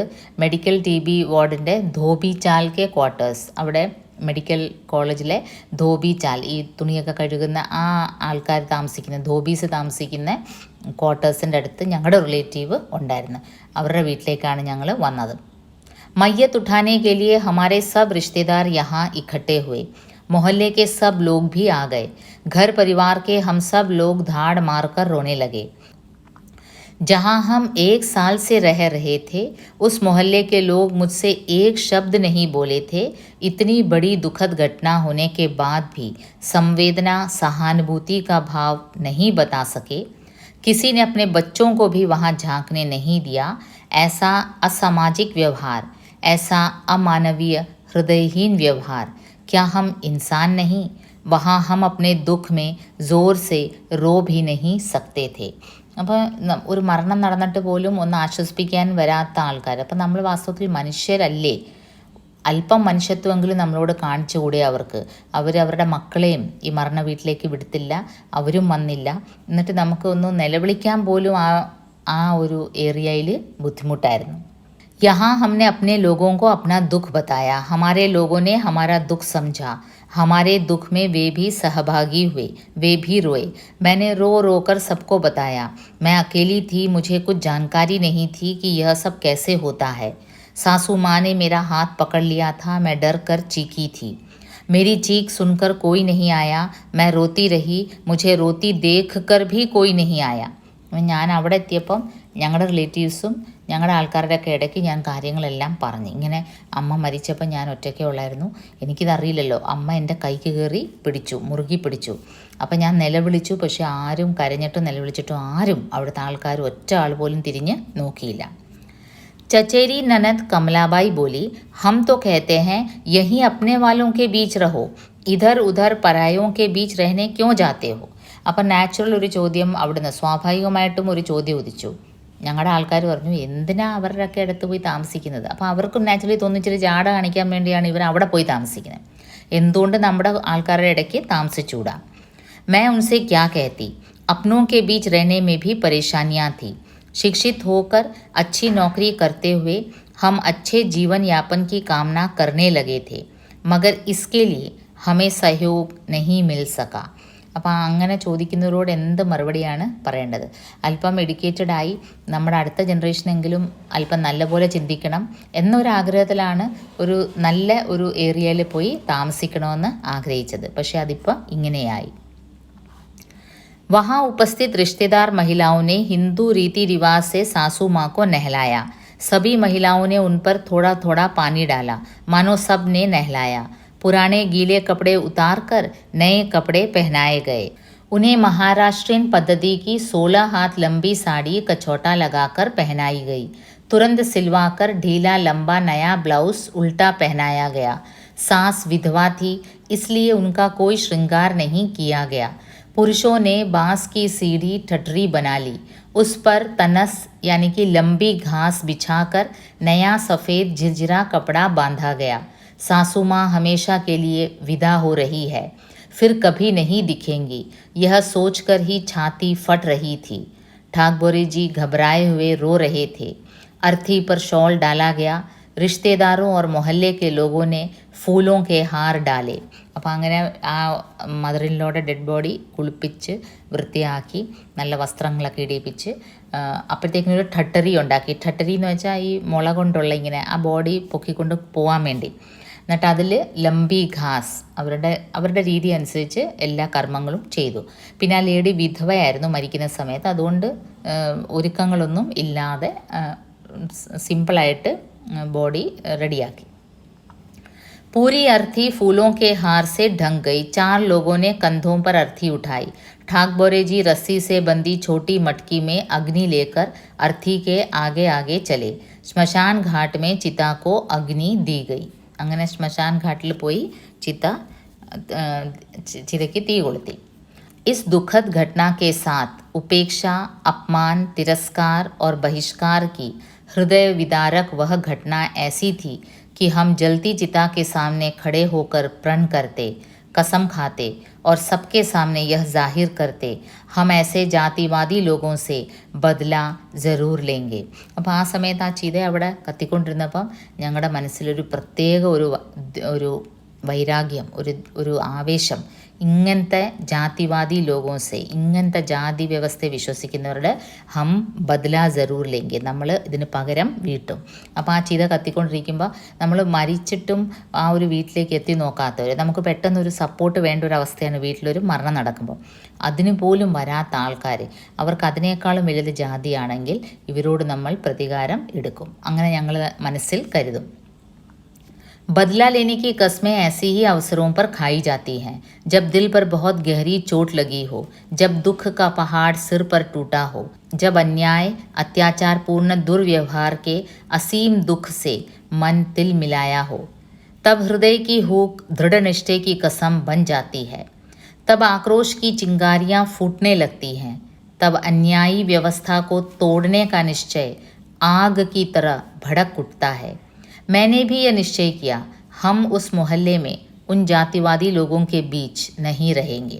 അപ്പോൾ ഞങ്ങൾ ഒരു ഡിസിഷൻ എടുത്തു, ഞങ്ങൾ ഇനി ആ തെരുവിൽ ആ ഒരു ജാതിനെ മാത്രം ഹൈലൈറ്റ് ചെയ്ത് കാണുന്ന കൂട്ടരുടെ ഇടയ്ക്ക് ഞങ്ങൾ ജീവിക്കുന്നില്ല. फिल्मों की बात या कहानी, उपन्यासों में चरमोत्कर्ष की बात अलग होती है. साधारणतः जीवन में सोच समझकर कदम उठाया जाता है. क्रांति कुर्बानी के बिना नहीं आती. क्रांतिकारी बनने के लिए भावनाओं के उद्रेक के बहुत ऊंचे तापमान की ज़रूरत होती है. उतना तापमान जितना ज्वालामुखी के भीतर होता है, जो धरती की छाती फाड़ कर आग का दरिया बहा देता है. ഒരു ജ്വാലാമുഖി പോലെ, ജ്വാലാമുഖി എന്തോ വോൾക്കനോ എപ്പോഴാണ് ഇറപ്റ്റ് ആവുന്നത്, അതിൻ്റെ അകത്ത് അത്രയ്ക്ക് പ്രഷർ ഹൈ ആവുമ്പോൾ അത് ആ ലാവായും തീജ്വാലയായിട്ട് അതിങ്ങനെ പൊട്ടും. അപ്പോൾ അതുപോലെയാണ് നമ്മൾ എത്ര അപമാനം സഹിച്ച് അവസാനം ഒരു ലിമിറ്റുണ്ട്. ആ ഒരു ജ്വാലാമുഖിയായിട്ട് നമ്മൾ ഓരോരുത്തരും മാറിപ്പോവും സമൂഹത്തിന് ഈ ഒരു പ്രവൃത്തി കാണുമ്പം. മുജ്മേ ആഗ് കി കമി നഹീ थी, आक्रोश भी बहुत था, मगर हम दुखी थे. क्रांतिकारी विद्रोही मन को अकेलेपन के दुख ने कमज़ोर कर दिया. അപ്പോൾ ആ ഒരു ഇൻസിഡൻറ്റ് വാസ്തവത്തിൽ ഞാൻ അത്രയ്ക്ക് ആ സമൂഹത്തിനെ അങ്ങ് വെറുത്തുപോയി. അപ്പം നമ്മുടെ ഇങ്ങനെ ഉള്ള വെറുപ്പിൽ നിന്നാണ് ഒരു വിദ്രോഹി ജനിക്കുന്നത്, ഒരു റെവല്യൂഷണറി ജനിക്കുന്നത്. എൻ്റെ മനസ്സ് വളരെ റെവല്യൂഷണറി ആയിരുന്നു. ലേക്കിൻ മേ ഉസ് സമയ ദുഃഖി थी.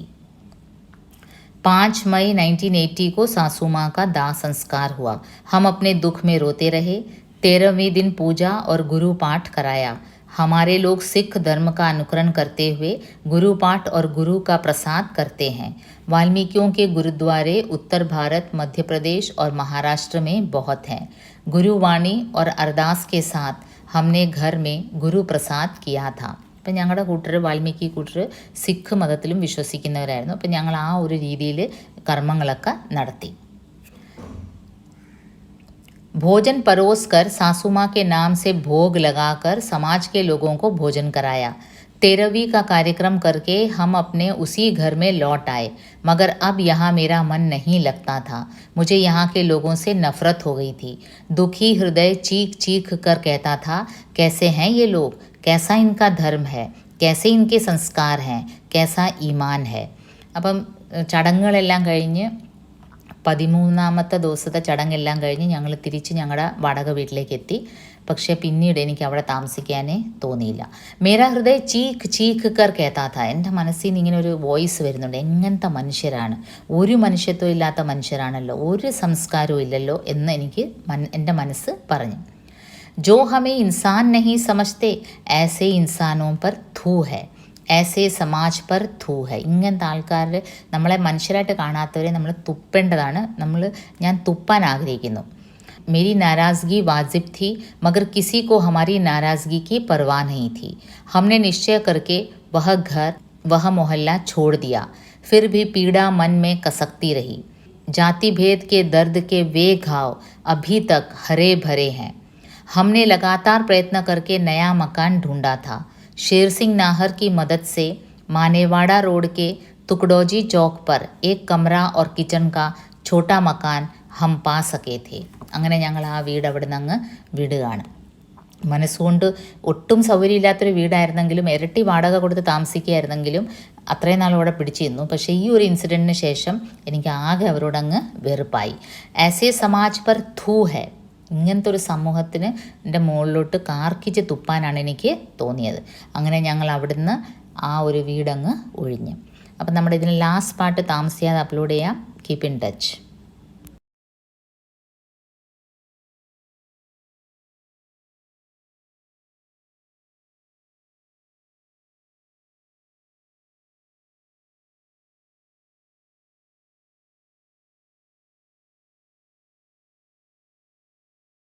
Hello and welcome back. Sushila Takbhore ji എന്ന ദളിത് റൈറ്ററിൻ്റെ ആത്മകഥാ അംശ് ഷിക്കഞ്ചെ കാ ദർദ്, അതിൻ്റെ ലാസ്റ്റ് പാർട്ടാണിത്. അപ്പം നമ്മൾ കണ്ട് എങ്ങനെ അവരുടെ മദറിൻലോ മരണപ്പെട്ടപ്പോൾ പോലും ആ നാട്ടിലെ ആൾക്കാർ ഒന്ന് സഹതിപ്പിക്കാനോ അതിലൊന്ന് അവരുമായിട്ടൊന്ന് പങ്കുകൂടാനോ പോലും വന്നില്ല.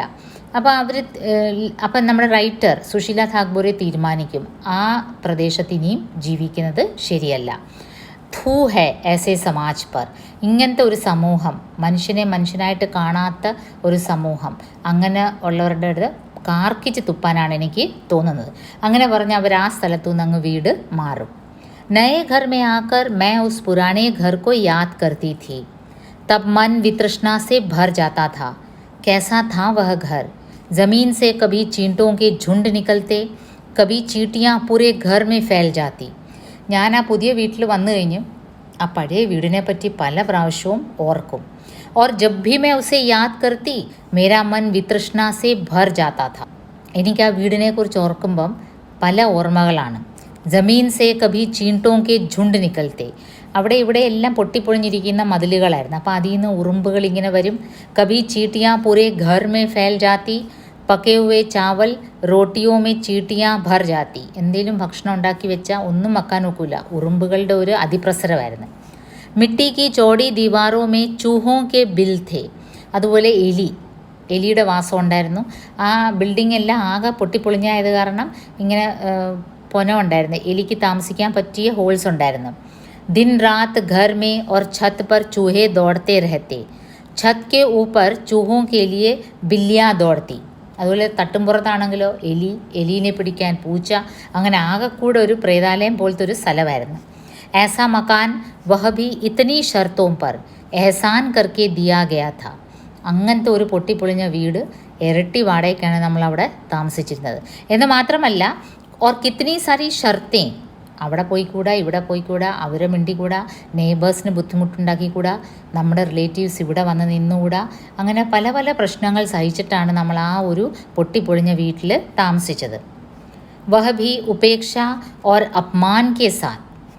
उन्हें ऐसा स्वभाव व्यवहार कहाँ से मिला. किसने सिखाए थे उन्हें ऐसे संस्कार. ഇങ്ങനത്തെ ഒരു കൾച്ചർ അവർക്ക് എവിടെ നിന്നാണ് വാസ്തവത്തിൽ കിട്ടിയത്. किसने बनाई समाज की ऐसी മനോവൃത്തി ആറ്റിറ്റ്യൂഡ്. ആരാണ് അവരുടെ ഈ സമൂഹത്തിന് ഇങ്ങനൊരു ആറ്റിറ്റ്യൂഡ് കൊടുത്തത്. ഒരു അയൽ വീട്ടിലൊരു മരണം നടന്നാൽ പോലും എത്തി നോക്കാത്തവർ അവർ മനുഷ്യരാണോ. കിസ്നെ ബനായെ ഥേ ऐसे कायदे कानून. നിയം രീതി പരമ്പരായെ. അപ്പം ഞാൻ ആലോചിച്ചു പോവാണ്, ആരാണ് ഇങ്ങനത്തെ, ഏത് ധർമ്മത്തിലാണ് വാസ്തവത്തിൽ, ഏത് മതവിഭാഗത്തിലാണ്, അല്ലെ ഏത് റിലീജിയനിലാണ് ഇങ്ങനത്തെ ഓരോ നിയമങ്ങൾ ഉണ്ടാക്കി വെച്ചിരിക്കുന്നത്. മറ്റൊരു മനുഷ്യനെ മനുഷ്യനായിട്ട് കാണരുത് എന്ന് ഏത് നിയമത്തിലാണ് പറഞ്ഞു വെച്ചിരിക്കുന്നത്? हम इंसानों की बस्ती में रहकर भी उनसे अलग रहने के लिए മജ്ബൂർ കിയേ ഗയേ. ഞങ്ങളും മനുഷ്യരാണ്, പക്ഷേ ആ മനുഷ്യരുടെ കൂട്ടത്തിൽ നമ്മൾ താമസിക്കാൻ പറ്റാത്തൊരു അവസ്ഥയായിരുന്നു. हिंदू धर्म में नरक की कल्पना की जाती है. लोग स्वर्ग और नरक की बात मानते हैं. इसका संबंध भाव, विचार और अनुभूतियों से है.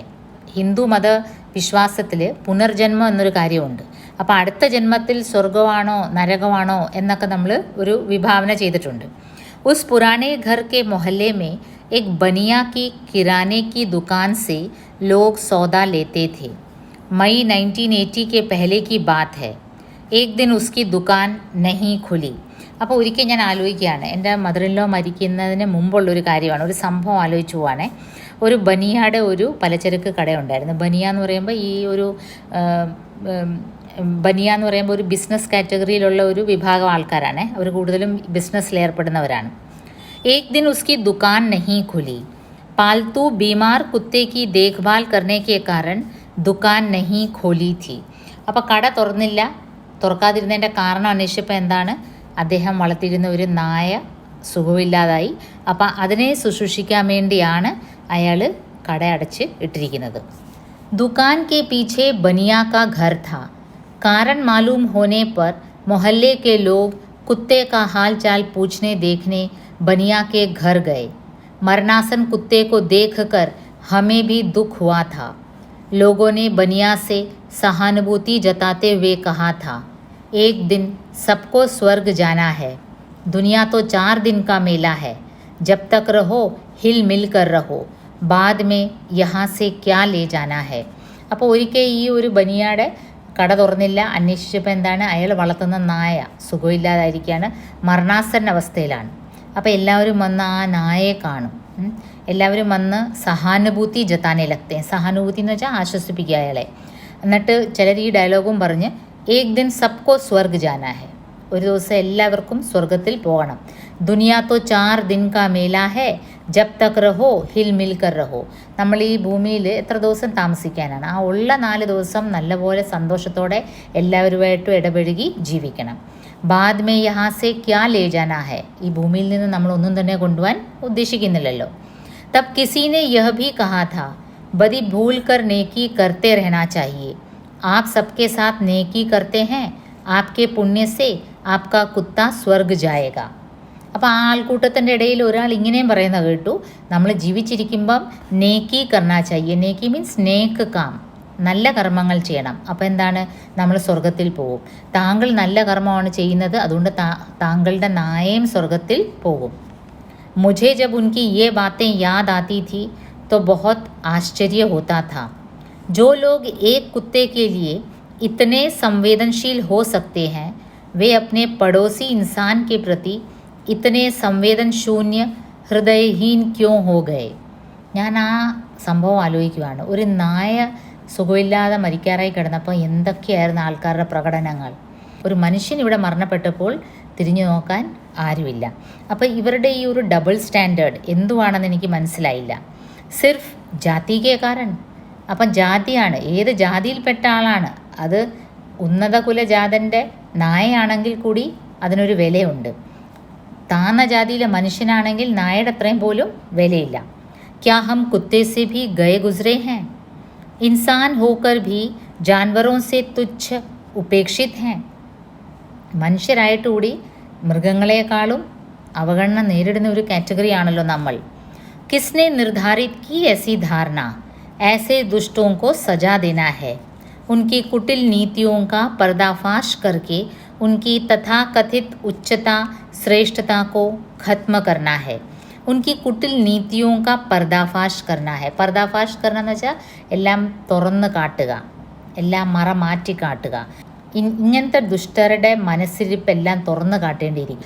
ഒരു വശത്ത് നായ ചാവാൻ കിടക്കുമ്പോൾ സ്വർഗത്തിൽ പോകുമെന്ന് പറഞ്ഞ് ആശ്വസിപ്പിക്കുന്നു, മറുവശത്ത് മനുഷ്യൻ മരണപ്പെടുമ്പോൾ ഒന്ന് തിരിഞ്ഞു പോലും നോക്കുന്നില്ല. जातिभेद वर्णभेद की बातें कोई सामान्य बातें नहीं हैं. इसके पीछे बहुत बड़ा रहस्य है, बहुत बड़ा इतिहास है. यह भारत के मूल निवासियों और यूरेशियों के बीच संघर्ष का परिणाम है. छल कपट के साथ, साम दाम दंड भेद के साथ यहाँ के मूल निवासियों को पराजित करके उन्हें उपेक्षित, शोषित, पीड़ित बनाए रखने का ഇതിഹാസ് ഹെ. ഇന്ത്യയിലെ ഒരു മൂൽ നിവാസി, ഇന്ത്യയിലെ മെയിൻ സിറ്റിസൺസ്, ഇവിടെ പണ്ടേ താമസിച്ചിരുന്നവരെ അടിച്ചമർത്തിയിട്ടാണ് എങ്ങനെ ഛൽ കപട്ട് കെ സാത്ത്, വഞ്ചന കാരണം, പിന്നെ വഞ്ചന കൊണ്ട്, അതുപോലെ സാമദാമദണ്ഡ്, സാമം പറഞ്ഞ് മനസ്സിലാക്കി കൊടുക്കുക, അല്ലെങ്കിൽ ശിക്ഷിച്ചിട്ട് ദണ്ഡ് ചെയ്ത് ആദ്യം പറയുക പിന്നെ ഉപദേശിക്കുക, അല്ലെങ്കിൽ പണിഷ് ചെയ്ത്, ഇങ്ങനെ ഇവിടുത്തെ മൂൽ നിവാസികളെ പരാജയപ്പെടുത്തിയിട്ട് അവരെ ദളിതരായിട്ട് മാറ്റി. അവർ ഇവിടുത്തെ മെയിൻ നേറ്റീവ്സിനെ ഇൻഫീരിയർ ആക്കി കാണിച്ചിട്ട് ആര്യൻസിൻ്റെ വരവ്, വെളിയിൽ നിന്നുള്ള ജാതികൾ വന്ന് ഇവിടെ സവർണരാണെന്നും പറഞ്ഞ് സ്ഥാപിക്കുകയുണ്ടായി. मैं इतना जानती थी हमारे देश के उच्च वर्ण के चालाक लोग जातिभेद मानते हुए इंसानों में भेदभाव करते हैं. जाति के नाम पर स्वयं को श्रेष्ठ कहने वाले जाति व्यवस्था बनाए रखना चाहते हैं. जाति के नाम पर जो स्वयं को श्रेष्ठ समझते हैं, ജാതിയുടെ പേരിൽ ആരൊക്കെ ഉയർന്ന ജാതിക്കാരാണോ അവർക്ക് ഈ ഒരു സിസ്റ്റം കാലാകാലങ്ങളിൽ നിൽക്കണമെന്നാണ് ആഗ്രഹം. वे समाज व्यवस्था में ऊंच नीच की विषमता बनाए रखने के लिए अपने ढंग से कभी प्रत्यक्ष और कभी अप्रत्यक्ष रूप से धर्म और परंपरा के नाम पर लोगों से इन बातों का पालन करवाते हैं. सामाजिक व्यवहार में मैं इन बातों को देखती थी. लोग ऐसी परंपराओं से अपना लाभ निकालते थे. അപ്പോൾ ഈ ഉയർന്ന ജാതിയിൽപ്പെട്ടവർക്ക് ഇങ്ങനെ കാലാകാലങ്ങളിൽ താഴ്ന്ന ജാതിക്കാർ അവർക്ക് അടിമപ്പണി ചെയ്തുകൊണ്ടിരിക്കുന്നത് അവർക്ക് വളരെ സൗകര്യമാണ്. അതുകൊണ്ട് അവർ ഈ ജാതി വ്യവസ്ഥ എക്കാലവും ഇതേപോലെ അവരുടെ ഒരു മേൽക്കോയ്മ സമൂഹത്തിൽ നിലനിൽക്കണം, അങ്ങനെ ആഗ്രഹിച്ച് അവർ നിരന്തരം ഇതിങ്ങനെ ആശിച്ചുകൊണ്ടേ ഇരിക്കും. प्रकाश हाई स्कूल के शिक्षक भास्कर पांडे ने ज्योतिष विद्या के साथ वास्तुशास्त्र का भी अध्ययन किया था. वे हमसे बहुत आत्मीयता, अपनेपन के साथ मिलते थे, हमें बहुत सम्मान देते थे. वे ब्राह्मण नहीं थे, ओबीसी तेली जाति के थे, मगर अपनी ज्योतिष विद्या को चलाने के लिए उन्होंने अपना सरनेम पांडे रख लिया था. ഇനി ഒരാളുടെ എക്സാമ്പിൾ പറയാണ് കേട്ടോ, അത് നമുക്ക് വളരെ ചിരി വരുന്നൊരു കാര്യമാണ്. ഒരു ഭാസ്കർ പാണ്ഡെ എന്ന് പറഞ്ഞൊരു വ്യക്തി ഉണ്ടായിരുന്നു, ഇവർക്ക് പരിചയമുള്ള. അയാൾ പ്രകാശ് ഹൈസ്കൂളിലെ ഒരു അധ്യാപകനായിരുന്നു. ഓക്കെ, അയാൾക്ക് ജ്യോതിഷ് വിദ്യയും വാസ്തുശാസ്ത്രവും ഒക്കെ അറിയായിരുന്നു, അതിൻ്റെ അറിവൊക്കെ ഉണ്ടായിരുന്നു. അയാൾ ബേസിക്കലി ഒരു OBC ആയിരുന്നു, അതർ ബാക്ക്വേർഡ് കമ്മ്യൂണിറ്റിയിൽ പെട്ട ആളായിരുന്നു. പക്ഷേ അയാൾക്കറിയാം ഈ ജ്യോതിശാസ്ത്രവും വാസ്തുശാസ്ത്രവും ഒക്കെ ബ്രാഹ്മിൻസ് പറഞ്ഞാലേ ജനങ്ങൾ വിശ്വസിക്കുള്ളൂ. അതുകൊണ്ട് അയാൾ എന്ത് ചെയ്തു, അയാളുടെ സർനെയിം ഒരു പാണ്ഡെ എന്ന ആക്കി മാറ്റി. പാണ്ഡെ കാറ്റഗറി എന്ന് പറയുമ്പോൾ അവർ ബ്രാഹ്മിൻസ് ആണ് ബേസിക്കലി. പാണ്ഡെ എന്ന് പേര് കേൾക്കുമ്പോൾ തന്നെ ആൾക്കാർക്ക് മനസ്സിലാവും അയാൾ ബ്രാഹ്മണാണെന്ന്. वे कभी अपने पांडे होने के विषय में खूब हंसते हुए अपनी बातें बताते थे. അപ്പോൾ പല പ്രാവശ്യം അയാൾ ഞങ്ങളുടെ അടുത്ത് അയാളുടെ ഈ ഒരു പാണ്ഡെ സർനെയിമിനെ പറ്റിയുള്ള റിയാലിറ്റി എന്താണെന്നുള്ളത് പറഞ്ഞ് ചിരിക്കുമായിരുന്നു. इसमें मेरा कसूर नहीं है, यह यहाँ की पद्धति का कसूर है. यहाँ के लोग इतने जड़ बुद्धि हैं कि इन्हें किसी भी तरह नहीं समझाया जा सकता. बस पंडित कह दो, आँख मूंद कर उसे महान विद्वान मान लेंगे. അപ്പോൾ ഒരിക്കൽ അയാൾ പറയാണ്, ഞാൻ എന്ത് ചെയ്യാനാണ്, ഞാൻ എൻ്റെ സർനെയിം പാണ്ഡെ ഇട്ടതിൻ്റെ കാരണം എന്താണ്, ഇവിടുത്തെ ആൾക്കാർക്ക് നമ്മൾ എന്തൊക്കെ അറിവ് പറഞ്ഞു കൊടുത്താലും നമ്മൾ ബ്രാഹ്മണല്ല എന്നറിഞ്ഞാൽ അവർക്കൊരു താല്പര്യവും ഇല്ല. അതുകൊണ്ട് ഞാൻ എൻ്റെ പേര് സർനെയിം പാണ്ഡെ ഇട്ട്. ബസ് പണ്ഡിറ്റ് കെഹദോ, ആഖ് മൂന്ത് കർ ലോഗ് ഉസേ വിദ്വാൻ മാൻ ലേങ്കെ. നമ്മൾ പണ്ഡിതാണ്, നമ്മൾ ബ്രാഹ്മണാണെന്ന് പറഞ്ഞാൽ മാത്രം മതി, കണ്ണടച്ചെല്ലാവരും നമ്മൾ പറയുന്നത് വിശ്വസിക്കും. भले ही वह अनपढ़, गंवार, नालायक, चरित्रहीन कुछ भी हो, പാണ്ഡെ എന്ന് പേര് ഇട്ടാൽ മാത്രം മതി. നമ്മൾ പിന്നെ അൺപഡ്, ഇല്ലിറ്ററേറ്റ് ആയാലും കുഴപ്പമില്ല, ഒരറിവില്ലാത്ത ഫൂളായാലും കുഴപ്പമില്ല, ഒരു ക്യാരക്ടറും ഇല്ലാത്ത ചരിത്രഹീൻ വ്യക്തിയായാലും കുഴപ്പമില്ല. ബ്രാഹ്മണാണോ എങ്കിൽ നാട്ടുകാർ നമ്മളെ അങ്ങ് വല്ലാതെ വിശ്വസിക്കും. ലോഗ് ഉസ്കെ पैर छूने जाएंगे, हमारे पास कितनी भी विद्वता हो मगर वे हमको छोटा ही समझते हैं. ഷെഡ്യൂൾ കാസ്റ്റായിട്ട് ജനിച്ച് അല്ലെങ്കിൽ ലോ കാസ്റ്റായിട്ട് ജനിച്ച് എത്ര അറിവുള്ള വ്യക്തിയും ആരും മാനിക്കത്തില്ല. തബ് ക്യാ കർണ, മൂർഖോं को समझाने के लिए उन्हें और मूर्ख बनाना पड़ता है. വിഡ്ഢികളെ മനസ്സിലാക്കാൻ വേണ്ടി അവരെ കുറച്ചുകൂടെ ഒന്ന് വിഡ്ഢിയാക്കിയാൽ മതി. പാണ്ഡെ നാം സുൻകർ लोग मेरे पैरों पर गिरते रहते हैं, मुझे तो हंसी आती है, बहुत മസ ആത്താ ഹെ. എനിക്കന്ന് ചിരി വരും. ഞാൻ ബ്രാഹ്മണാണെന്നും പറഞ്ഞാണ് എല്ലാവരും എൻ്റെ കാൽക്കേ വന്ന് വീഴുന്നത്.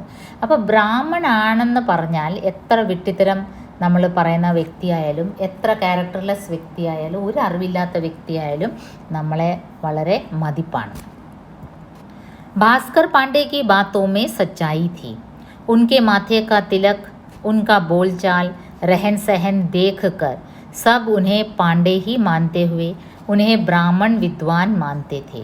അപ്പം ഭാസ്കർ പാണ്ഡെ യഥാർത്ഥത്തിൽ ചെയ്തത് ശരിയാണെന്ന് എനിക്ക് പലപ്പോഴും തോന്നും. കാരണം അദ്ദേഹത്തിൻ്റെ നെറ്റിയിലെ കുറിയും തിലക്കും അദ്ദേഹത്തിൻ്റെ ഡ്രസ്സിങ് സ്റ്റൈലും ഒക്കെ കണ്ട ആൾക്കാർ ധരിക്കും അയാളൊരു ബ്രാഹ്മൺ പണ്ഡിത്താണെന്ന്. उनकी ये बातें सुनकर मुझे लोगों की मानसिकता पर अफसोस होता था.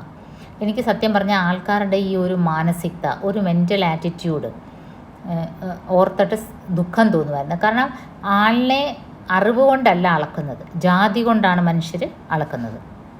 साथ ही समाज की ऐसी रूढ़ी परंपराओं पर गुस्सा आता था.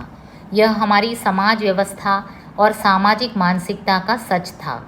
मैं भी सोचती थी ऐसे बुरे लोगों को उन्हीं की नीतियों से लताड़ना चाहिए. ഞാനും പലപ്പോഴും ആലോചിക്കും ഭാസ്കർ പാണ്ഡെ ചെയ്തത് ശരിയാണ്. ഇങ്ങനത്തെ വിഡ്ഢിത്തരം കാണിക്കുന്ന സമൂഹത്തിന് നമ്മൾ അവരെ കുറച്ചുകൂടെ വിഡ്ഢിയാക്കിയിട്ട് വേണം അവരെ നേർവഴിക്ക് കൊണ്ടുവരാൻ. समाज में सामान्यतः लोगों की यही धारणा रहती है, जाति भगवान ने बनाई है, भगवान के नियमों को मानना ही धर्म है. लोगों की धारणा क्या होती है? സമൂഹത്തിൽ പലരും വിചാരിച്ചിരിക്കുന്നത് ഈ ജാതി ഭഗവാനാണ് ഉണ്ടാക്കിയത്, അതുകൊണ്ട് ഭഗവാൻ के नियमों को मानना धर्म है. धार्मिक पौराणिक कथाएं, प्रवचन, उपदेश की बातें सभी के माध्यम से ब्राह्मण वर्ण को श्रेष्ठ बताते हुए कहा जाता है, ब्राह्मण ब्रह्मा के मुख से पैदा हुए हैं. मैं कहती हूँ वे ब्रह्मा के मुख से पैदा कैसे हुए? यह बात क्यों लोग नहीं सोचते? വേദങ്ങളിൽ പറയുന്നത് ബ്രാഹ്മൺ ബ്രഹ്മയുടെ മുഖ് സെ പേദാവ് ഹെ, വായിൽ നിന്നാണ് വന്നത്, ജനിച്ചത് ബ്രാഹ്മൺ, അതുകൊണ്ട് ബ്രാഹ്മൺ ശ്രേഷ്ഠാണ്. ശൂദ്രൻ കാലിൽ നിന്നാണ് വന്നത്. അപ്പം ലേഖിക ചോദിക്കുകയാണ്, मैं पूछती हूँ ब्रह्मा के मुख से कैसे पैदा हुए? यह बात क्यों लोग नहीं सोचते? ജനങ്ങൾ ഇത് റാഷണലായിട്ട് സയൻറ്റിഫിക്കായിട്ട് ചിന്തിക്കാത്തത് എന്താണ്? कभी इस पर तर्क क्यों नहीं करते? कभी शंका कुशंका क्यों नहीं करते? 20वीं सदी के वैज्ञानिक युग में भी इस बात की सच्चाई क्यों कबूल नहीं की गई? क्यों अभी भी ब्राह्मणों को श्रेष्ठ कहा जाता है?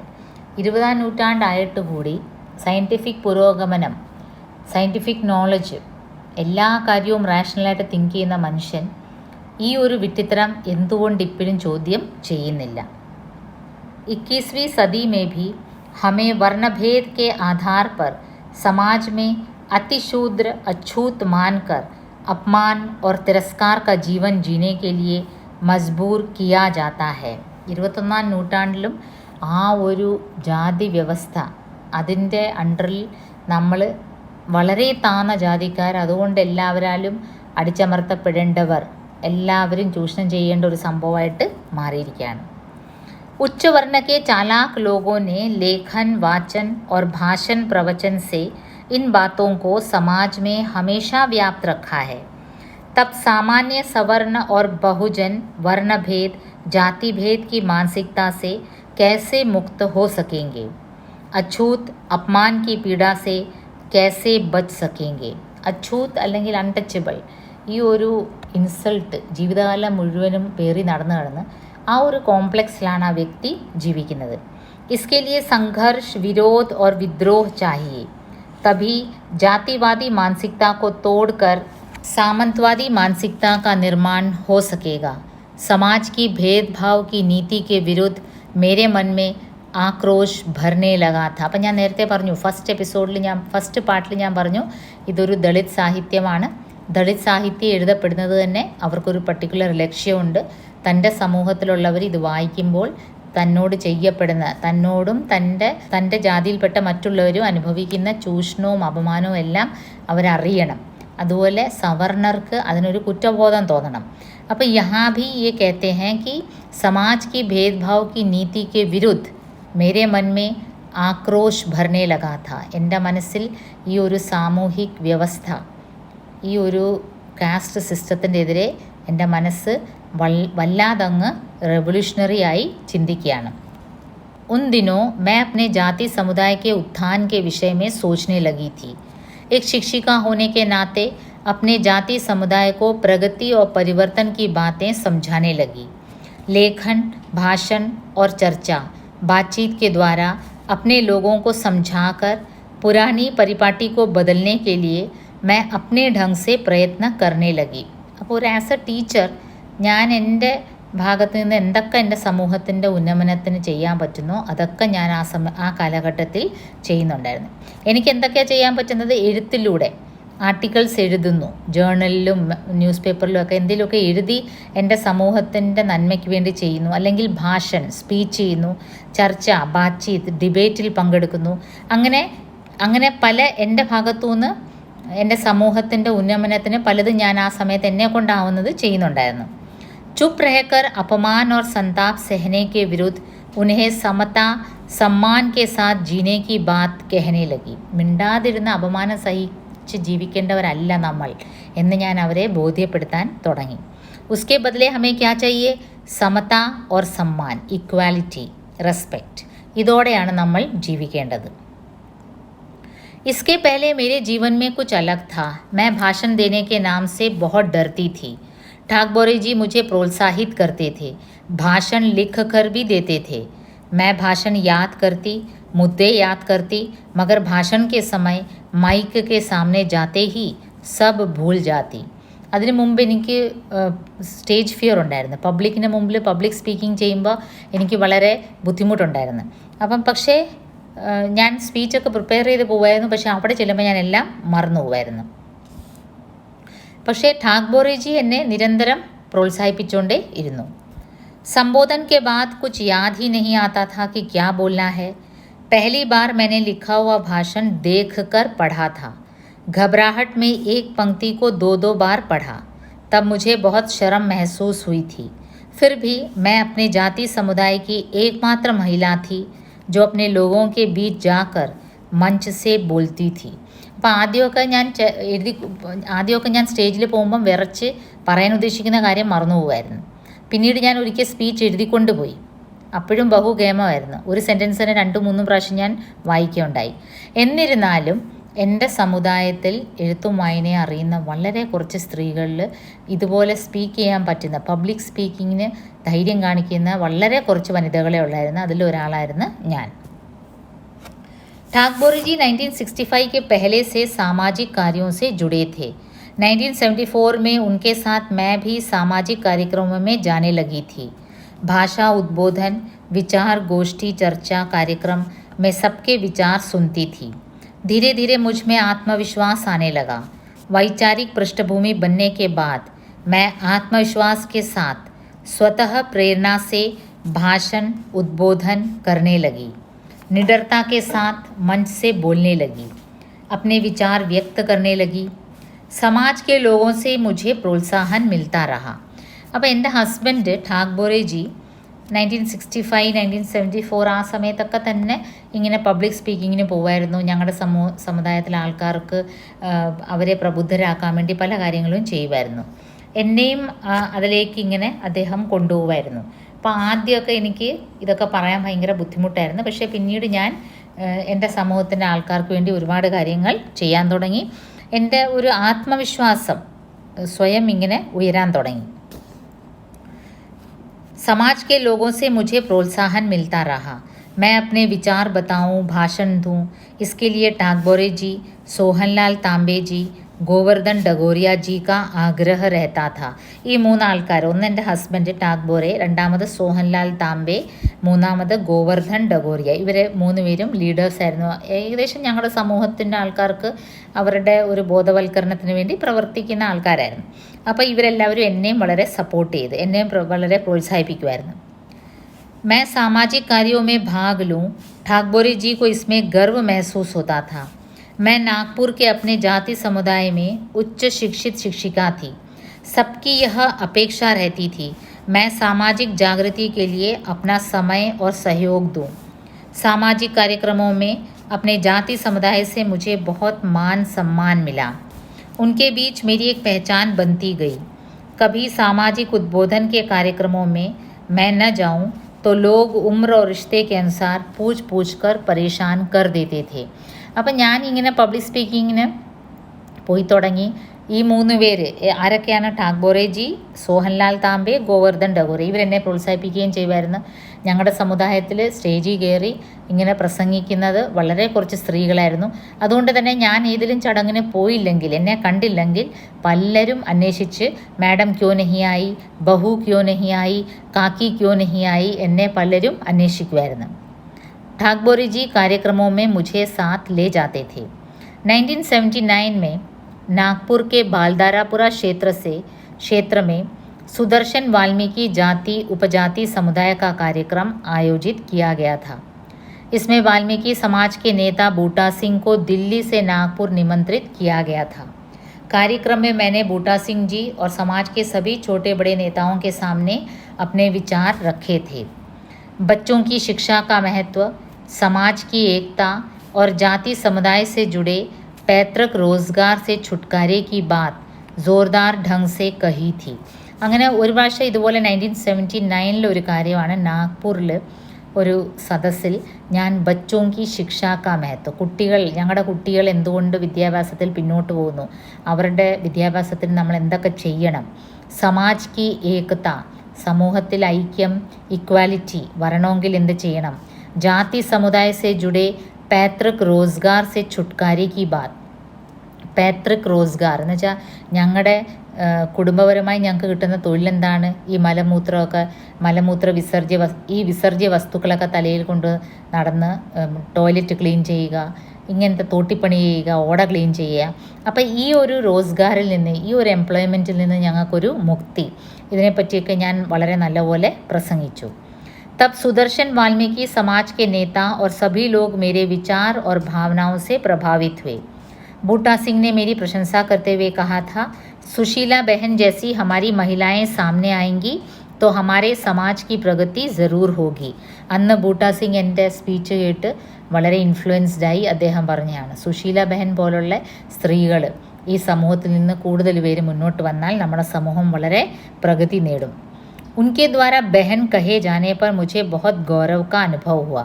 इसके बाद मैं बहुत आत्मविश्वास के साथ अपनी जिम्मेदारी समझकर समाज प्रबोधन के कार्यक्रमों में जाने लगी थी.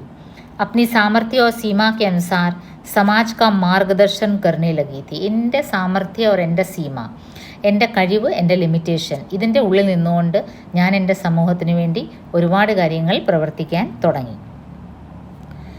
मुझे शुरू से नागपुर के अपने जाति समुदाय का बहुत सम्मान और विश्वास मिला है. कई बार तो उनके श्रद्धा सम्मान की मैं ऋणी होने का अनुभव करती रही हूँ और इसके बदले अपने समाज की जागृति प्रगति में अपना सहयोग हमेशा देते रहने का दृढ़ निश्चय कर अपना कर्तव्य पूरा करती रही. इसके साथ मैं घर और परिवार के प्रति अपनी जिम्मेदारी भी निभाती रही. ബട്ട് നാഗ്പൂരിലെ എൻ്റെ സമുദായത്തിലെ എൻ്റെ ഗ്രൂപ്പ് ആൾക്കാരെല്ലാം എന്നെ വളരെ റെസ്പെക്റ്റ് ചെയ്യുമായിരുന്നു. അപ്പം ഞാൻ എൻ്റെ സമുദായത്തിൻ്റെ ഉന്നമനത്തിന് വേണ്ടിയുള്ള പ്രവർത്തനങ്ങളും എൻ്റെ ഫാമിലി കാര്യങ്ങളും രണ്ടും ഒരേപോലെ ഇങ്ങനെ മുന്നോട്ട് നീക്കിക്കൊണ്ടിരിക്കുകയായിരുന്നു. पिंकी बेटी का जन्म अक्टूबर 1980 में हुआ था. घर का काम और जिम्मेदारियां बढ़ गए थे. बच्चों को संभालने के लिए कुछ महीने चचेरी ननद की बेटी कभी मीना कभी माया हमारे साथ रही थी. उनके न रहने पर गिरधारी लाल सोलंकी जी के घर उनकी मिसेस और बच्चों के भरोसे रोती हुई बेटी को छोड़कर मैं अपने स्കൂൾ की नौकरी पर जाती थी. പിന്നീട് ഇവർ ജോലിക്ക് പോയി തുടങ്ങിയപ്പം മകളൊക്കെ ആയിക്കഴിഞ്ഞ് കുട്ടികളെ ഇട്ടിട്ട് സ്കൂളിൽ പോകേണ്ട ഒരവസ്ഥ, അതിനെപ്പറ്റിയൊക്കെ പറയാണ്. बेटी के साथ कुछ कपड़े और दूध की बोतल रख देती. बच्ची रोती रहती थी. शरद बेटे का एडमिशन गांधी बाग के लिटिल फ्लावर कॉन्वेंट स्कूल में कर दिया था. बेटे की उम्र कम थी. उसे 11 बजे कॉन्वेंट में छोड़ देते. बच्चा कभी रोता कभी सोते रहता. 3 बजे हमारे स्कूल में ले आते थे. पिंकी को कभी सोलंकी जी के घर, कभी किसी रिश्तेदार के घर छोड़ते. शाम 5 बजे गुमसुम उदास दोनों बच्चों को लेकर घर आते थे. അപ്പോൾ ഇവർ യൂഷ്വൽ നമ്മുടെ വർക്കിംഗ് ലേഡീസിൻ്റെ പ്രശ്നങ്ങൾ ഇവർക്കും നേരിടേണ്ടി വന്നു. അമ്മമാർ ജോലിക്ക് പോകുമ്പം നാച്ചുറലി വീട്ടിലെ കുട്ടികൾ സ്കൂളിൽ നിന്ന് വരുമ്പം സ്റ്റേ ചെയ്യാൻ സ്ഥലമില്ല, എവിടെ സ്റ്റേ ചെയ്യുമെന്നുള്ള ബുദ്ധിമുട്ട് അതൊക്കെ ഇവരും അനുഭവിച്ചു. 1981 में हमने मानेवाड़ा रोड के तुकडोजी चौक पर मकान खरीदा. यह कम इनकम वालों के लिए बनाए गए LIG हाउसिंग बोर्ड के एक कमरा एक किचन का ब्लॉक था. ഒരു 1 ബെഡ്റൂം ഒരു കിച്ചൺ, ഒരു 1 ബെഡ്റൂം ഹൗസിംഗ് ബോർഡിൽ ലോ ഇൻകം കാർക്കുള്ള ഒരു ഹൗസിംഗ് ബിൽഡിങ്ങിൽ ഇവർക്കൊരു ഫ്ലാറ്റ് ഇവർ വാങ്ങിച്ചു 1981. यह घर मेरा फंड निकालकर लगभग 15,000 रुपये में खरीदा था. उस समय हमारे लिए 15,000 रुपये भी बहुत बड़ी रकम थी. पहली बार अपने खरीदे हुए घर में आकर मुझे बहुत खुशी हुई थी. അങ്ങനെ ഒരു വീട് സ്വന്തമാക്കുന്ന ഒരു വല്ലാത്തൊരു അനുഭവമായിരുന്നു. കാരണം ഞങ്ങളുടെ കാറ്റഗറിയിലുള്ളവർക്ക് ഇങ്ങനെ ഒരു ഹൗസിംഗ് ബോർഡിലെ ഒരു ബിൽഡിങ്ങിലൊരു ഫ്ലാറ്റ് വാങ്ങിക്കുക എന്ന് വെച്ചാൽ വളരെ ഇമ്പോസിബിൾ ഒരു കാര്യമായിരുന്നു. 10 से 20 फुट के इस घर में 10 से 10 का एक कमरा था. वही हमारा ड्राइंग रूम था, वही बेडरूम, वही स्टडी रूम था. छोटा सा किचन था. सामने 2 फुट चौड़ी गैलरी थी. गैलरी में खड़े होने पर तुकडोजी चौक से दूर तक नज़ारा दिखता. स्कूटर गाड़ियाँ सतत प्रवाह के रूप में सड़क पर दिखते. रात में सड़कों पर दूर तक स्ट्रीट लाइट की कतारें दिखती. सड़क के किनारे हरे भरे झाड़ों पर सुबह शाम पक्षी चहचहाते. गैलरी से ही सूर्योदय और सूर्यास्त के समय का सौंदर्य दिखाई देता. तब मैं देर तक बाहर खड़ी रहकर आसमान का सौंदर्य देखती थी. पक्षियों का स्वर मन में उल्लास भर देता था. गर्मी के दिनों में हम अपने ब्लॉक की छत पर सोते. तब मैं सोने के पहले ढेर सारे तारों को देर तक देखती थी. ऐसा सुख पहले नहीं मिला. यहाँ आकर सुकून मिला था. फिर भी थोड़ी खुशी थोड़े सुख के साथ समस्याएं और अशांति साथ साथ ही रहते थे. അപ്പോൾ ഇവരൊരു ഹൗസിംഗ് ബോർഡിലെ ഒരു ലോ ഇൻകംകാർക്കുള്ള ഒരു 1 ബെഡ്റൂം ഫ്ലാറ്റ് ആണെങ്കിലും സ്വന്തമായിട്ട് വാങ്ങിച്ചതിൻ്റെ ഒരു സന്തോഷം ഇവരുടെ ജീവിതത്തിൽ കാണാൻ തുടങ്ങി. ആ ഒരു ബെഡ്റൂമേ ഉള്ളായിരുന്നു, അത് തന്നെ അവരുടെ ഡ്രോയിങ് റൂം, അത് തന്നെ അവരുടെ ബെഡ്റൂം, അത് തന്നെ അവരുടെ ഡൈനിങ് ഹാൾ. എന്നിരുന്നാലും സ്വന്തം വീട്, സ്വന്തം എന്ന് പറയാൻ, കാരണം ഒരുപാട് വാടക വീട്ടിൽ അലഞ്ഞ് സ്വന്തമായിട്ടൊരു വീട് വാങ്ങിച്ചൊരു സന്തോഷം എൻ്റെ ജീവിതത്തിലും ഉണ്ടായി. അപ്പോൾ ഇതൊരു തുടർക്കഥയാണ്, ഇതൊരു ആത്മകഥയുടെ അംശം മാത്രമാണ് നമ്മളിപ്പോൾ കണ്ടത്. ആത്മകഥ അങ്ങനെ നീണ്ടു കിടക്കുകയാണ്. ആത്മകഥ അംശമായത് കാരണം തന്നെ അല്പം നീണ്ടുപോയി. നിങ്ങളിതിൻ്റെ ഒരു ജിസ്റ്റ് മനസ്സിലാക്കുക, അത്രയേ ഉള്ളൂ. ഓക്കെ. പിന്നെ ഇതിൽ വലിയ കോംപ്ലിക്കേഷൻസ് ഒന്നും ഇല്ല. ക്വസ്റ്റ്യൻ ആൻസേഴ്സൊക്കെ വന്നാൽ നിങ്ങൾക്ക് ചെയ്യാൻ പറ്റും. ഇതിൻ്റെ ഒരു കഥ മനസ്സിലാക്കിയാൽ മതി. ഓക്കെ.